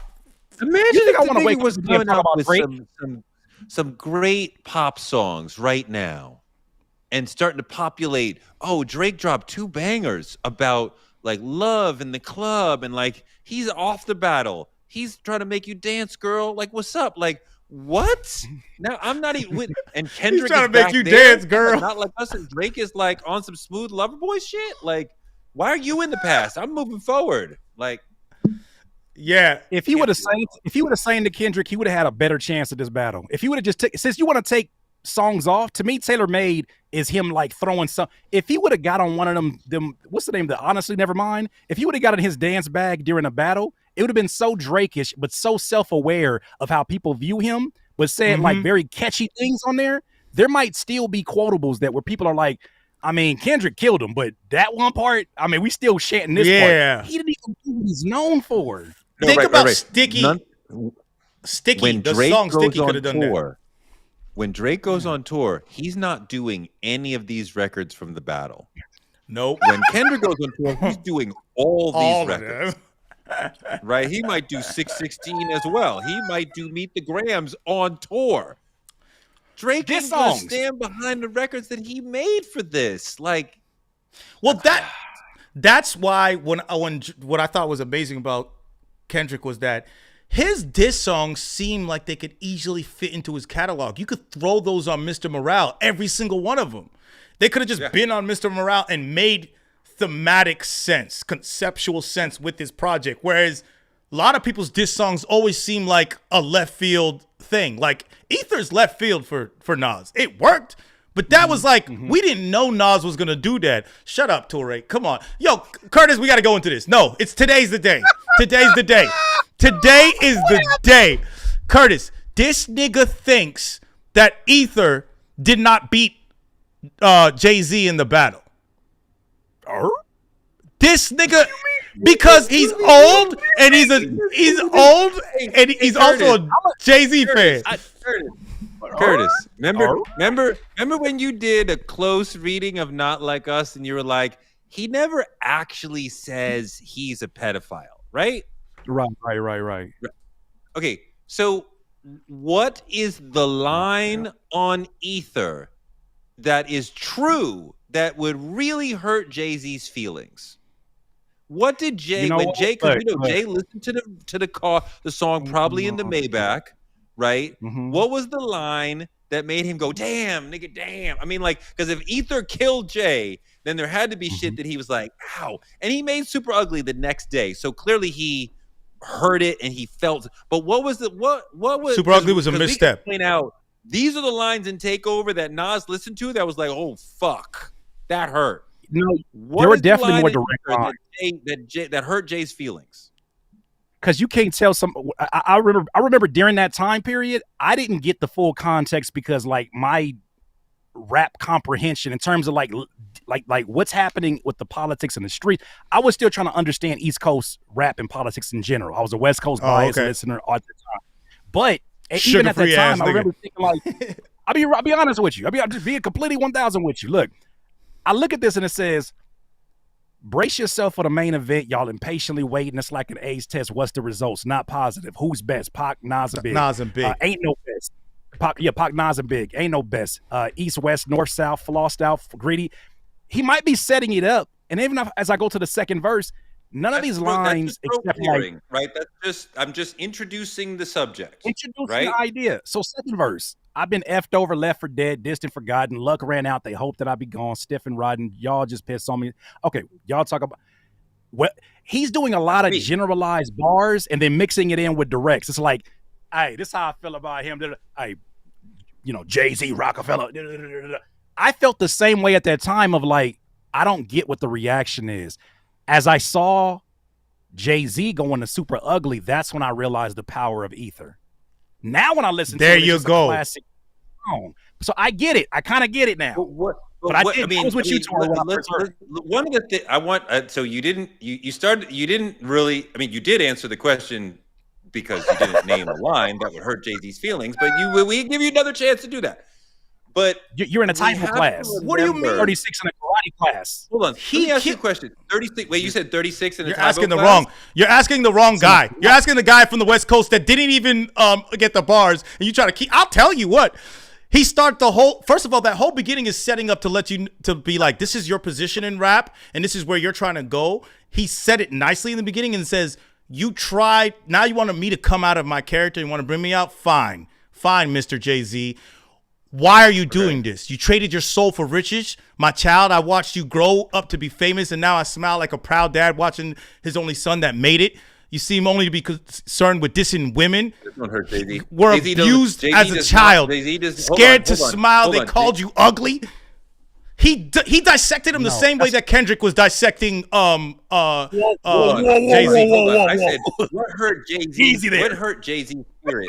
You don't hurt me saying that you're my father. You came out first, but I was in the streets for real. I showed you the tech. Right? That's what Jay-Z thinks. That's not correct, but that's what he thinks. I showed you. I had. That doesn't hurt anybody. That doesn't hurt anybody. What? First of all, your whole premise. No, your whole premise is flawed. Your premise is flawed because it. Your premise is flawed because saying that someone heard him. I am sunning you, right? I'm watching you like you're my son. Jay-Z doesn't. Jay-Z's like, you're not my father. Like, you ain't like a generation above me that I gotta look up. You ain't my OG.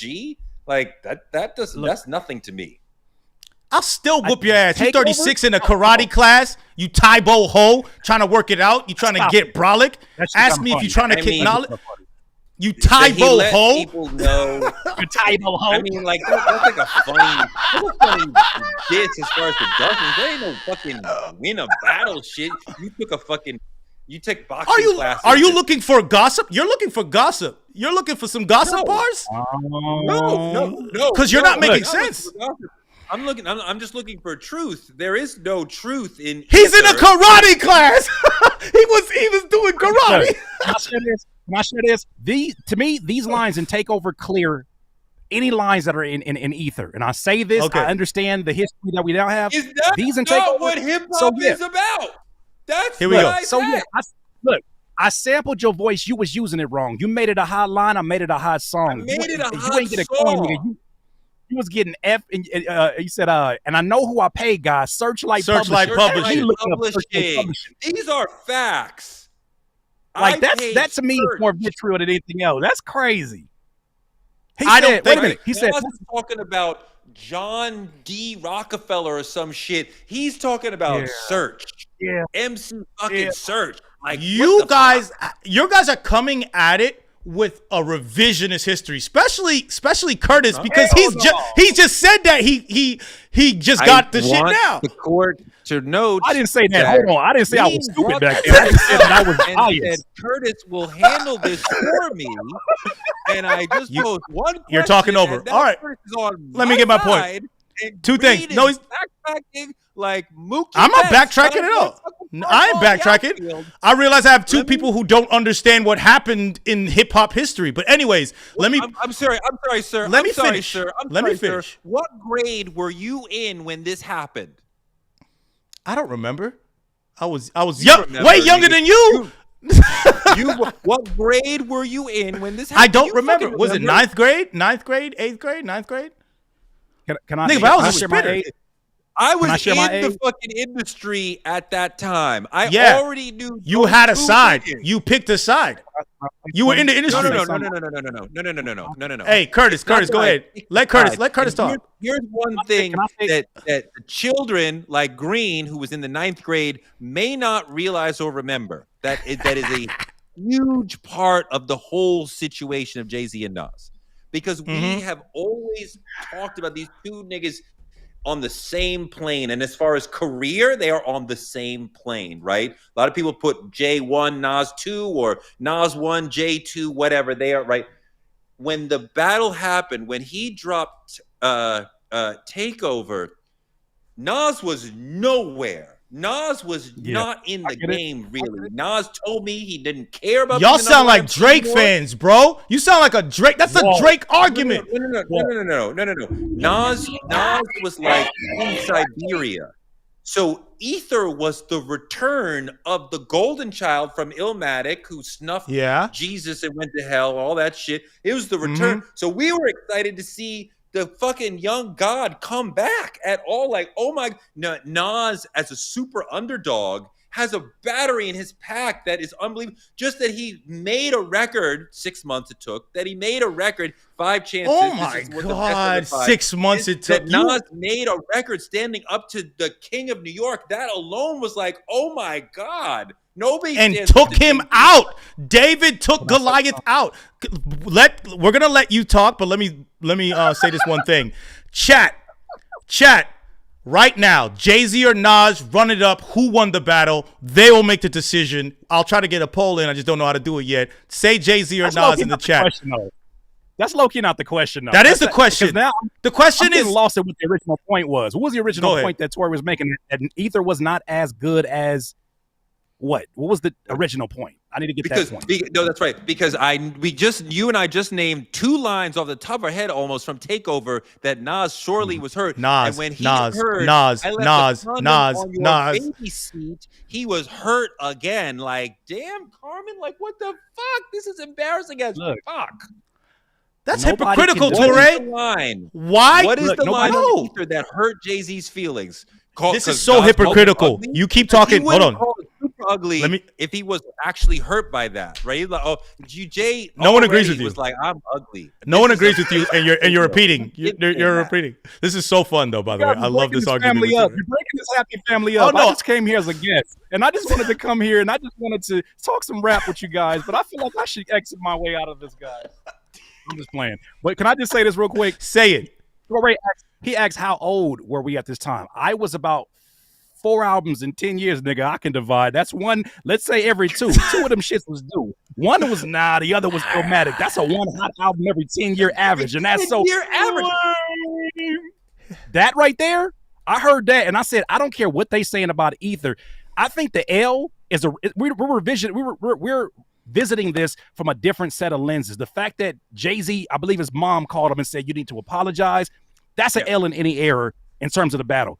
But when you really look back at these lyrics, I'm looking at this and I'm like, he was a lot more direct. I remember Ether being so much more Ether when I was younger because it was like, F Jay-Z. I look at these lyrics and I'm like, they're very general. Even in the verses where he's talking directly to him. Jay-Z broke down his whole career. Don't be the next contestant on that Summer Jam screen. Because you know who did you know what with who know you know who. Let's just keep that between me and you. I think this has more replay value than Ether. Oh, you guys sound like Drake fans right now. You can't play Ether at all. Y'all sound like Drake fans. You can't pay Meet the Grams right now. Ether is so homophobic that we looked the other way at the time. We didn't think about it at the time, but now you can't play.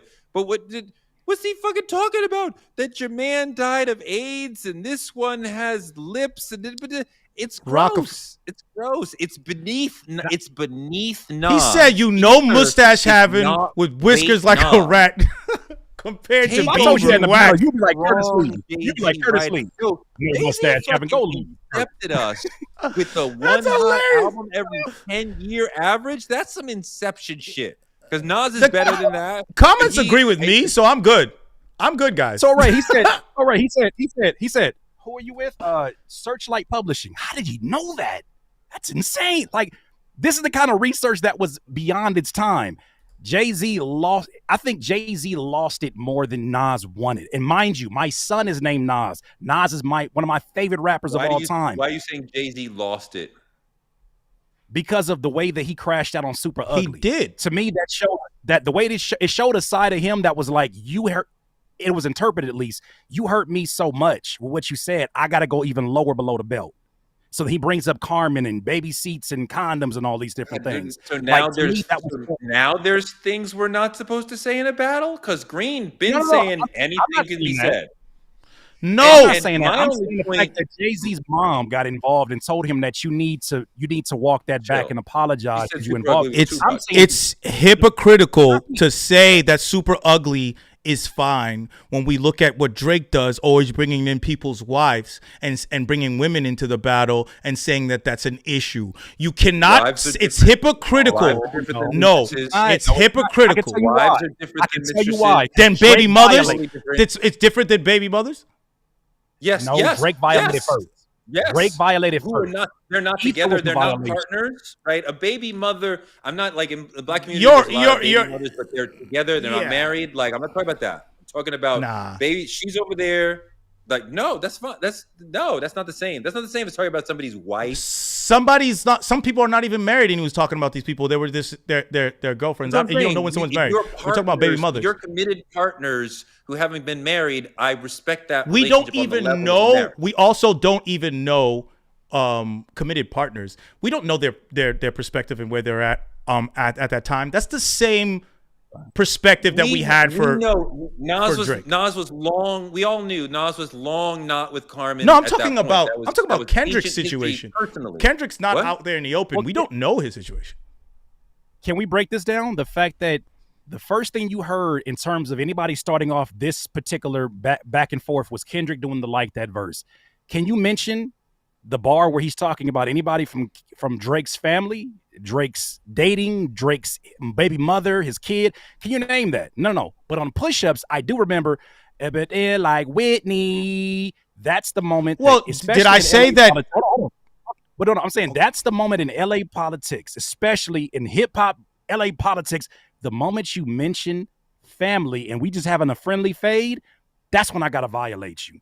So it can't be I'm not excusing. I'm saying by the time it got to Super Ugly, there were so many violations along the way that's what gave you that. It didn't start off that way. I'm not justifying and saying which one's better. I'm saying there's Jay-Z brought it up. Jay-Z brought it up. One of the things we've been talking you know about, who did you know what? With you know who? Let's keep that between me and you. Yeah, nobody knew. We didn't know what he was talking about. I did, and I was 15 years old. I was 15 years old, and I knew what he was talking about. So where have you been? You in the industry. You were also a Celtics fan. You were also a Celtics fan, so there's that. So I got insider information. That means I'm a Patriots fan too, so I got insider information. I was 15 one of the things we've been talking shit. about is the importance of truth in a battle, and I'm used to people say truthful things about each other, and you're like, no, you can say anything. Oh, fine, I'll accept that as a rule that you can say anything. But if I say something truthful, and that's in a battle or not in a battle, it has more weight. When Jay-Z says, I got a Warhol on my wall, and we assume that's probably true because you live in a fucking museum, that means more than somebody just saying like, yeah, I got $100,000 watch and you don't, right? And we know you don't. You get $5,000 for a show. You don't have $100,000 watch. We know that.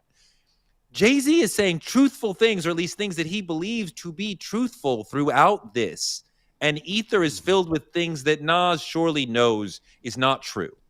So like that he says Biggie's lyrics. He says Biggie's lyrics. He says that you wanted to be on my classics. That's a rebuttal to him saying that you took the tracks. Him talking about, is it Dame Diddy, Dame Daddy, Dame Dummy? Oh, I get it. You Biggie. What is that? And he's Puffy. But King, you got to search for that. You got to search for that. Here's the problem. Dame? Are you kidding? What'd you say? Here's the problem. You got to search for those individual directs. This is the same issue, and I don't want to take it away from this. This is the same issue that people had when Cassidy had his first battle within the Rap Battle League. You're rapping bars that can literally be for whatever opponent is in front of you that raps. These are not nearly as direct as Takeover were. And that's the saying, even with Family Matters and Drake. Family Matters is going Takeover was simpler. But it's more direct. He's talking about it's simpler. Takeover is about Nas. Ether could have been about many other people. No, you guys are insane. Am I not like this? As simple as the entire way through, and it's the most effective because of that. Hey, when someone takes somebody out in a battle, I'm gonna get to. I'm just making a joke now, but I'm gonna get to the real rebuttal. But when someone takes out someone in a battle, what's the verb you use? No, I know. They get ethered. I know. Well, I mean, that's good marketing. That's just good marketing. No, I know. I get it. Just like you Celtics fans. Y'all niggas is on some bullshit. that alone doesn't win the argument. That's true. Let me tell you, this is Celtics bias. You know why? Because Kevin Garnett and Paul Pierce had me forgetting they only won one ring during their era. So as they talking about we ran LeBron James, that's that Boston Celtics thing right there. I'm gonna bring it all back home. You talking about the reigning champions? Are you talking about the reigning champions right now? Here you go. You talking about the reigning champions? How many times in the 2000s? Let's talk about it. Green in Takeover, he does Nas. Is it an 8 or a 16? It's one verse. There's only one verse. It's about 16. Yeah, it's about a 16. Yeah. So he cooks up 20v1. He cooks up Mobb Deep for like 8. It's not a whole 16 for Mobb Deep, and then Nas gets one verse, and we're still talking about it 20 years later. The song was amazing. Record Takeover was amazing. Down to the disses until 2.5 minutes into the record, and the disses are like, "Queens niggas run your shit because you work for Russell Simmons." What? Like, because what is your? Are you? How many of Biggie's rhymes are gonna come out of your lips? Are you fucking kidding me? That's a diss. Are you fucking getting Jay-Z quoting his friend? You guys are weird. Knew. It was never. You just like Jay. You like Jay-Z. I got you. His name alive. Comments on my side.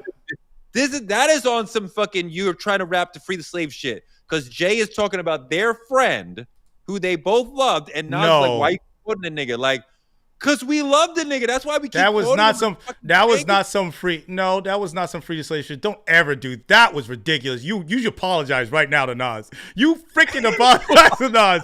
You just called him Drake. That's crazy. You let Nas down.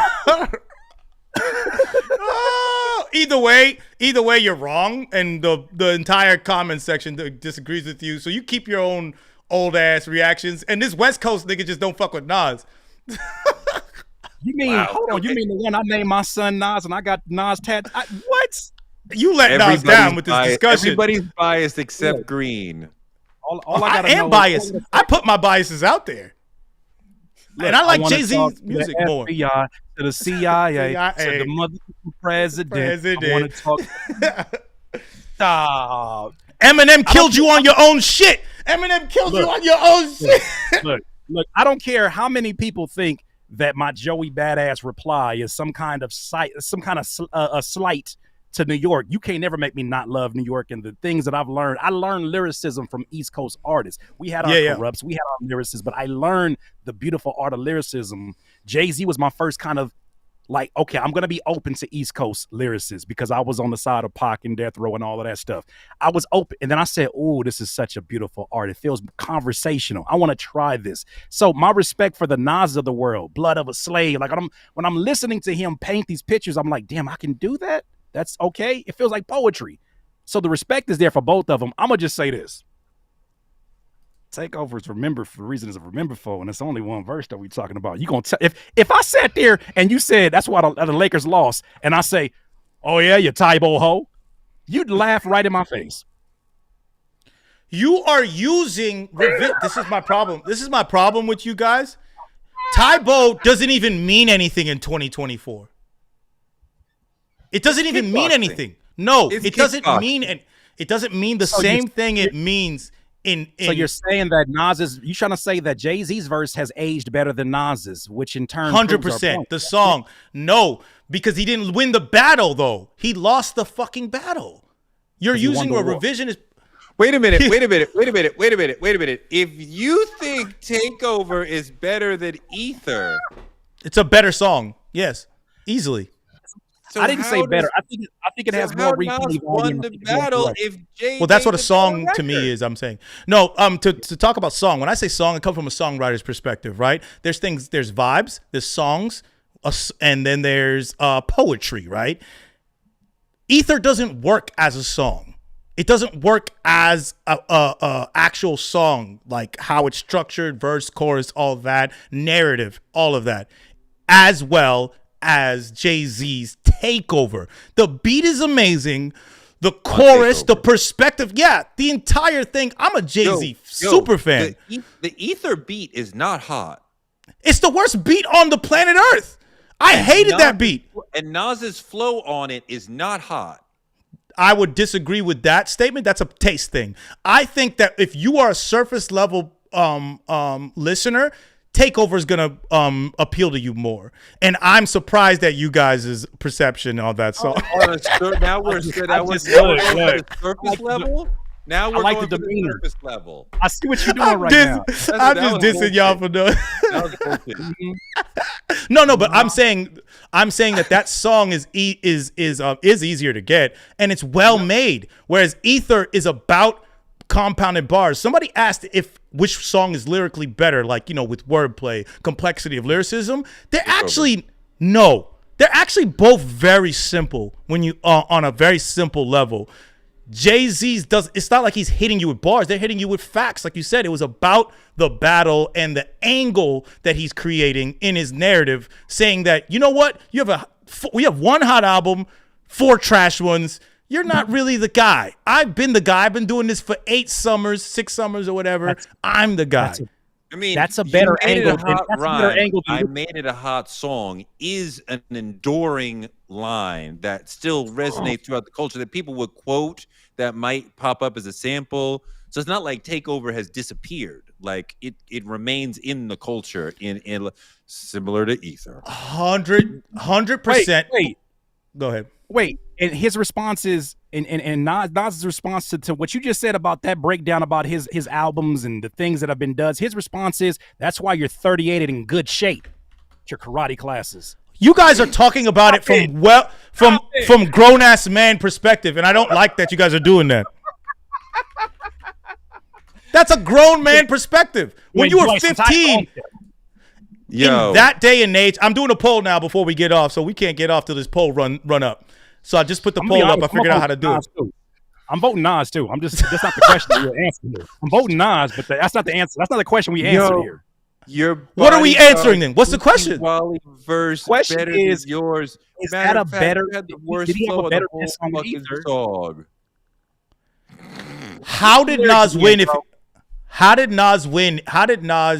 did Nas win if he didn't have a better diss track? I told you. I explained it to you because Jay-Z was then the king I wanted of New York. Curtis's answer. Nas was in Siberia. To have Nas and it appeared as though Jay-Z attacked Nas out of nowhere because it didn't appear like there was rumblings, and then you got Takeover, and he shot Mobb Deep in the face lyrically, and then he shot Nas. 92%. It's 92% to 8%. So I'm just gonna stop this poll because you're right. This must be the wrong question because we all know that Nas won. 92% is crazy. You know, Green. That's crazy. Now ask the real question. I'll ask the real question. Nas was a super underdog in the battle. So to have the Golden Child return underdog, just all he had to do was stand toe to toe with Jay, and it was like, oh my God, this is amazing. He was not put under actual scrutiny. If you ask the people, what is the line on Ether that hurt Jay-Z's feelings? Or is Takeover, which is the better record, Takeover or Ether? When they say Nas won, they are reporting the history that they have been told. Nas won the battle. Okay, fine. So the question is, who had the better diss song, Jay-Z or Nas? Which song is better, Takeover or Ether? Takeover will win, right? Who did more effectively? No, better diss song. Better diss song. Okay. Yes. I just asked the question. We're gonna ask that question, but I said better record. Also, we come up with multiple lines from Takeover that probably hurt Nas's feelings. I'm still waiting for somebody That's to tell a me ridiculous statement. The whole statement of what hurts somebody's feelings is so crazy to bring up because you are not Nas or Jay-Z. That has no merit in this conversation. What hurts someone's feelings? No, I'm trying to hurt you. I'm trying to say shit that will fucking annoy the fuck out of you. Telling me I have one hot album that you sampled and framing it in a genius way that Jay-Z did doesn't hurt my feelings. I'm sorry. No, I came back and told you you are a Tybo ho. You are go box, you little boy. Tell him he's a Tybo ho, babe. Yo, he said, nigga, switch up your flow. Your shit is garbage, but you try and kick knowledge. That's not hard. That's not hard. That's kind of low-key hard. Come on. That is not hard. Like, damn. Asking me if I try to kick knowledge. Asking me if I try to kick knowledge. Now I'm trying to kick the shit you need to learn, though. That's you over here trying to say that my shit. I actually makes music about things. You don't make music about things. But you know that Takeover was fire for like 6 months. So the way that Not Like Us, not the same. It's not like us. It's not Niggas in Paris. But the record was hot, and that record was burning through the culture for months and months. Nas needed 6 months to cook up Ether and to bring it back. They said that y'all got some light skinned takes. I mean, it was gonna come out eventually. We can't agree on everything. I'm done with y'all. Light skin taste.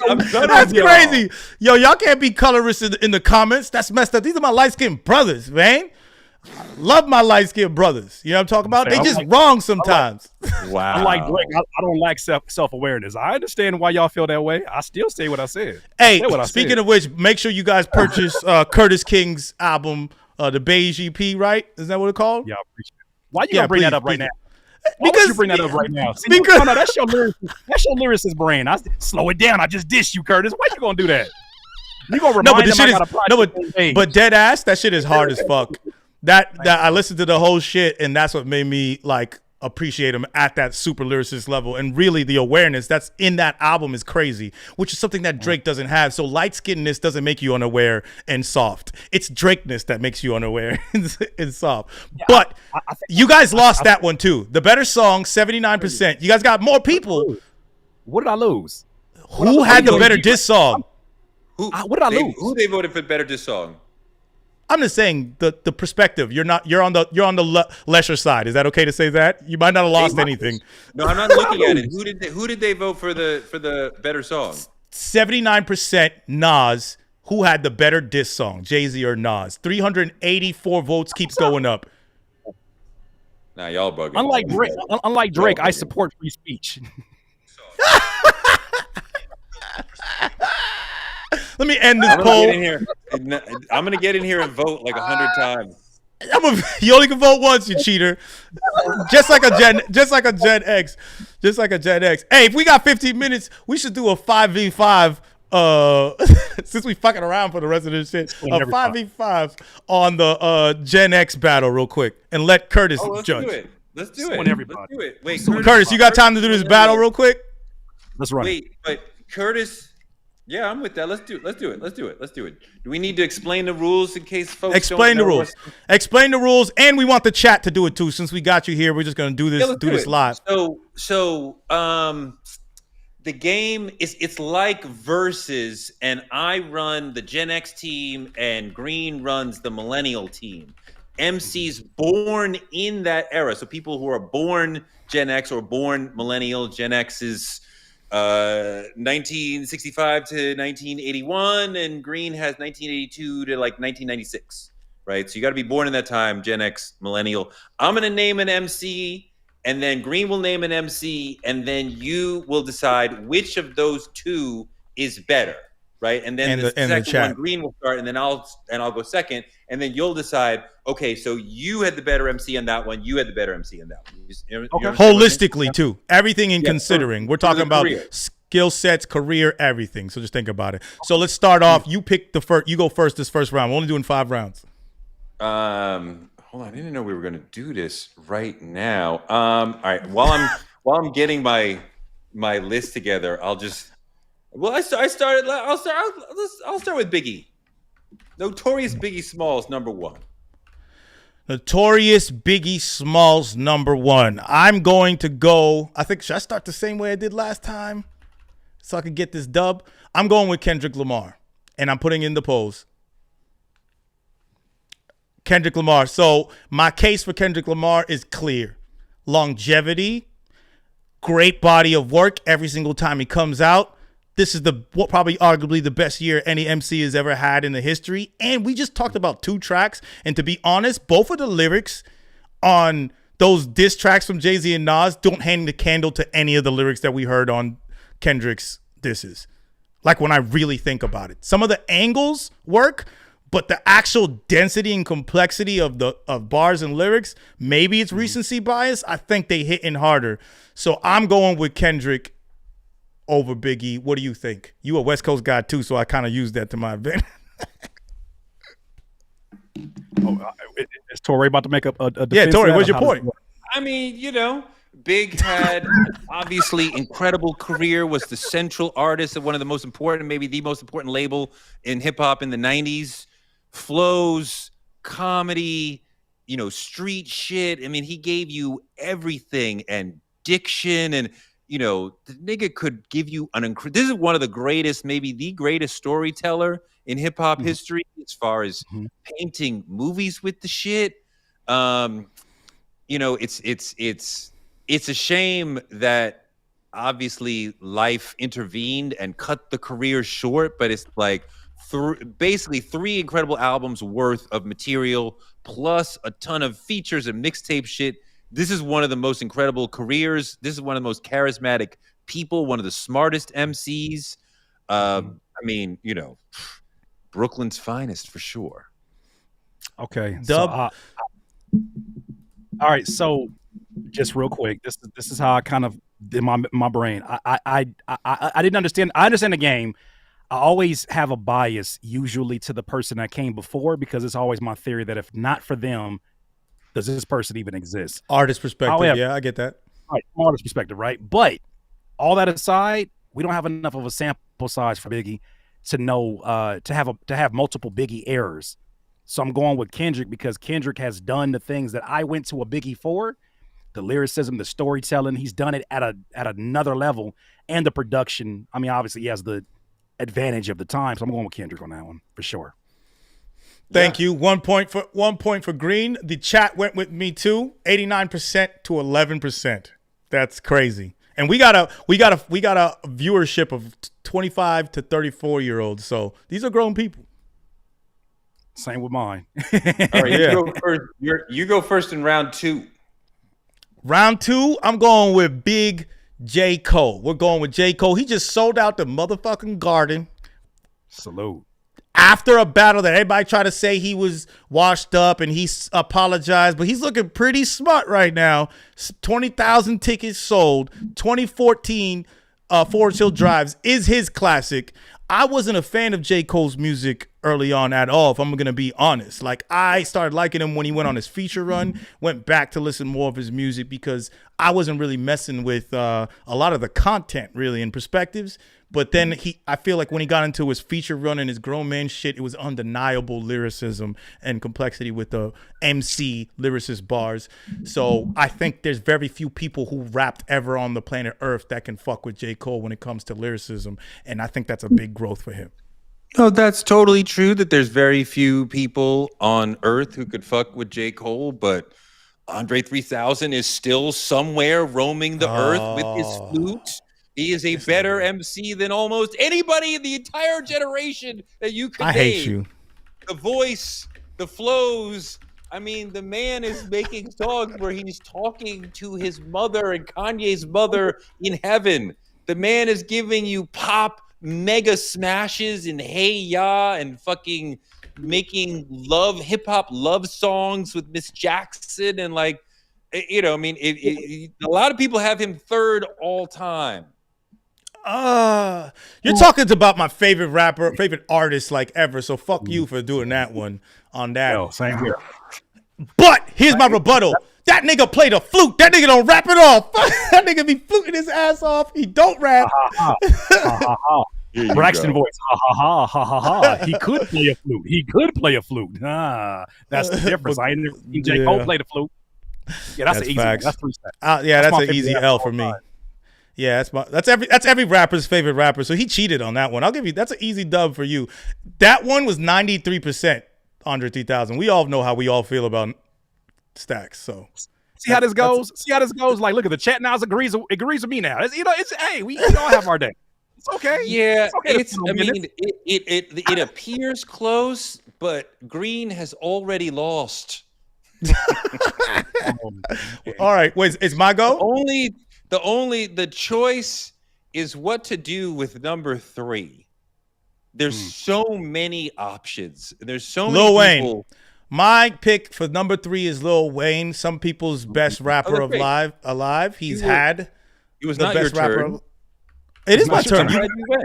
No, it was my turn. You went first with, right? No, I said big first, but it's fine. Oh, it's yeah, fine. you're right. I got a bad brain. I'm old. It doesn't matter. You know, it's millennials. I already knew who I was going to choose, and I'm so glad that you chose Wayne, who is so great, and I love him immensely. No. And he is absolutely one of Rakim's sons, and has never in his life been as complex. I think you could lose that one. As the fucking God, Rakim Allah. So my question is the audience has the audience done the knowledge to understand what the God is talking about? Because I didn't understand. When I was in high school, I loved Rakim. I did not know what he was talking about. And then I got older, got to meet some guys, some 5%ers, and people started to explain, oh, wow, this nigga is deeper than you fucking realized.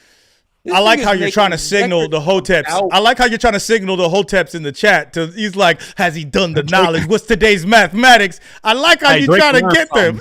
Drake can learn something from that. That's right. I know Come on now. But come on now. I think there's a case. Rakim was making songs about the act of writing, and the song is the hottest boppingest shit ever. And it's the most incredible fucking voice ever. I'm from Boston. Fucking flow. This is the man who taught everybody else how to fucking MC. That part. Okay, can I make my case? Let me make my case. You already made your case. I didn't make no case. I didn't say nothing. I didn't make no case. I gotta try to fight.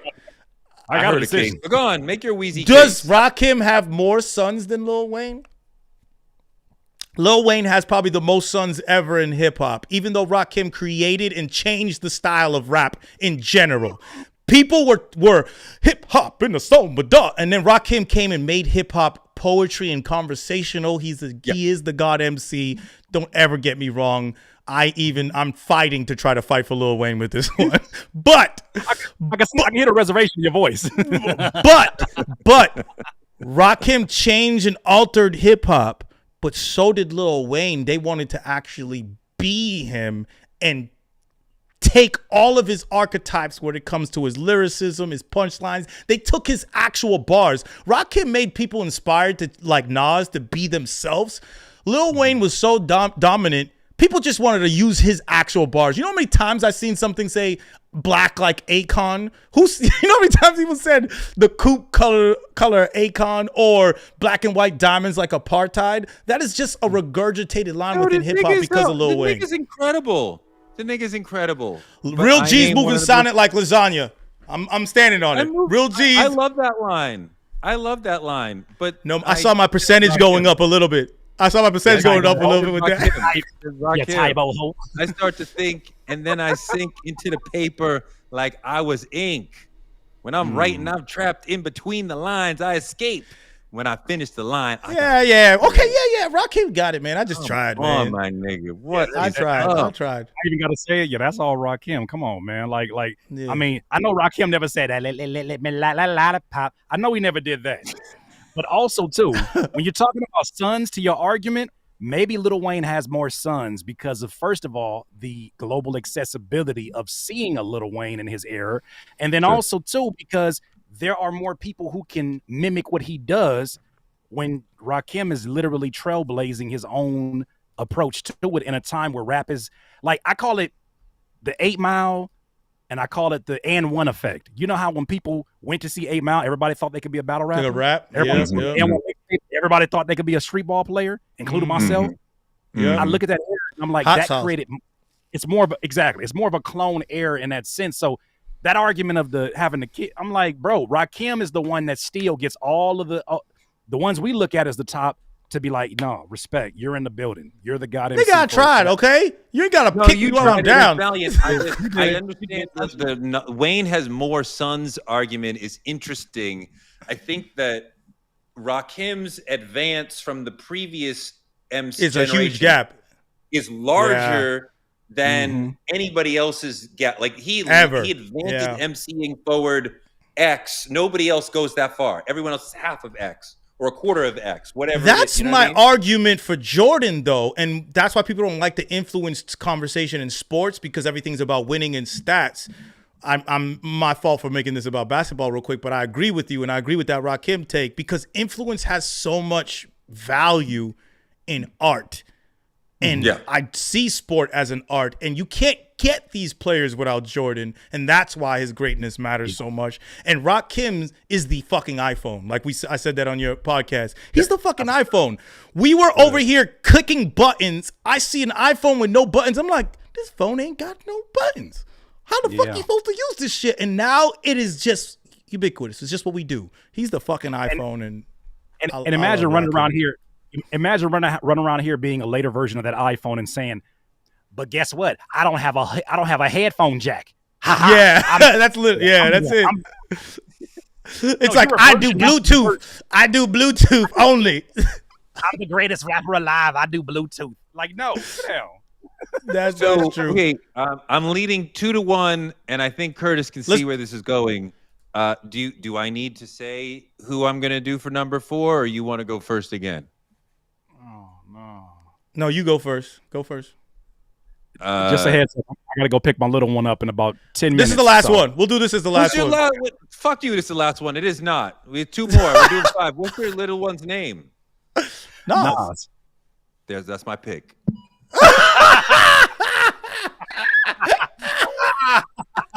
That was good.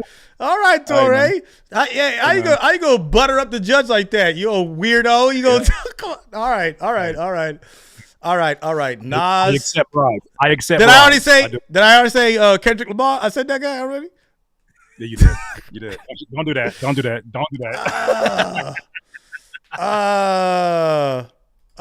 Who to have on my millennial list before? I'm forgetting already. Think Seems of somebody. Like trouble on the millennial team. No. Lupe. Looking down at the bench. Lupe Fiasco. You so messy. You so damn messy. Lupe Fiasco. You so damn messy. Oh, you so damn messy. If you knew why, if the ladies and gentlemen here of the court who are getting sued by Drake, if you understood how messy of a, that's a good one. That really is a real good one. I'm gonna put it in the poll. Now I want him to make his case first. Yeah, but come on. What, I got to make a case for Nasir Jones? You just said his battle was trash. You just said his battle was trash. And I helped you argue. I'm not going to use ether in my medley here, but Illmatic, Streets Disciple, I mean, One Mic, I mean, like, defeated Jay-Z in a battle. Who's more consistent? Who's consistent? This nigga has changed culture, and hip-hop is one of I had the nobody greatest left. MCs. He's typically the number 2 MC on most people's list all time. Yeah, I had nobody. I had don't nobody have to left. make an argument for this nigga. Of course it's Nas. You want to hurry up so you can go pick up Nas? Go ahead. No, we'll take that. Jay-Z. You lose. I win. It's over. Tyler the Creator. Tyler the Creator is better than Jay-Z. See now? West Coast. Hey, West Coast. I still won. As much as you slander my Lakers, don't you start. Don't you We start showed talking y'all about how to do it. You didn't slander my Lakers. Now you talking about some West Coast. I don't want to hear it. I don't want to hear it. Hey, I still like my odds this time around than last time around. But it is late. We gotta eat. We gotta go get Nas. Nas gotta get picked up. You won only one. You lost. Huh? I can't hear you. You gotta turn your mic. Press your mic. Press the mic again. Nigga. I can't hear you. Nigga. Hold on. I just muted Toure. Yeah, but this is fun. We gonna leave. This was great. Thanks for the chat being here. Everyone's dying down. Subscribe to Rap Latte. Subscribe to Curtis King TV. Champions, my friend. Hey, Curtis, you a millennial. You supposed to be on our side. You get fighting till the end. You get invited to litigations. Doom, doom, doom, doom. All right, Tybo host. All right, we out of here. Everything was allegedly. We meant nothing. Drake, don't come after us. This was just jokes. We out. But seriously, Drake.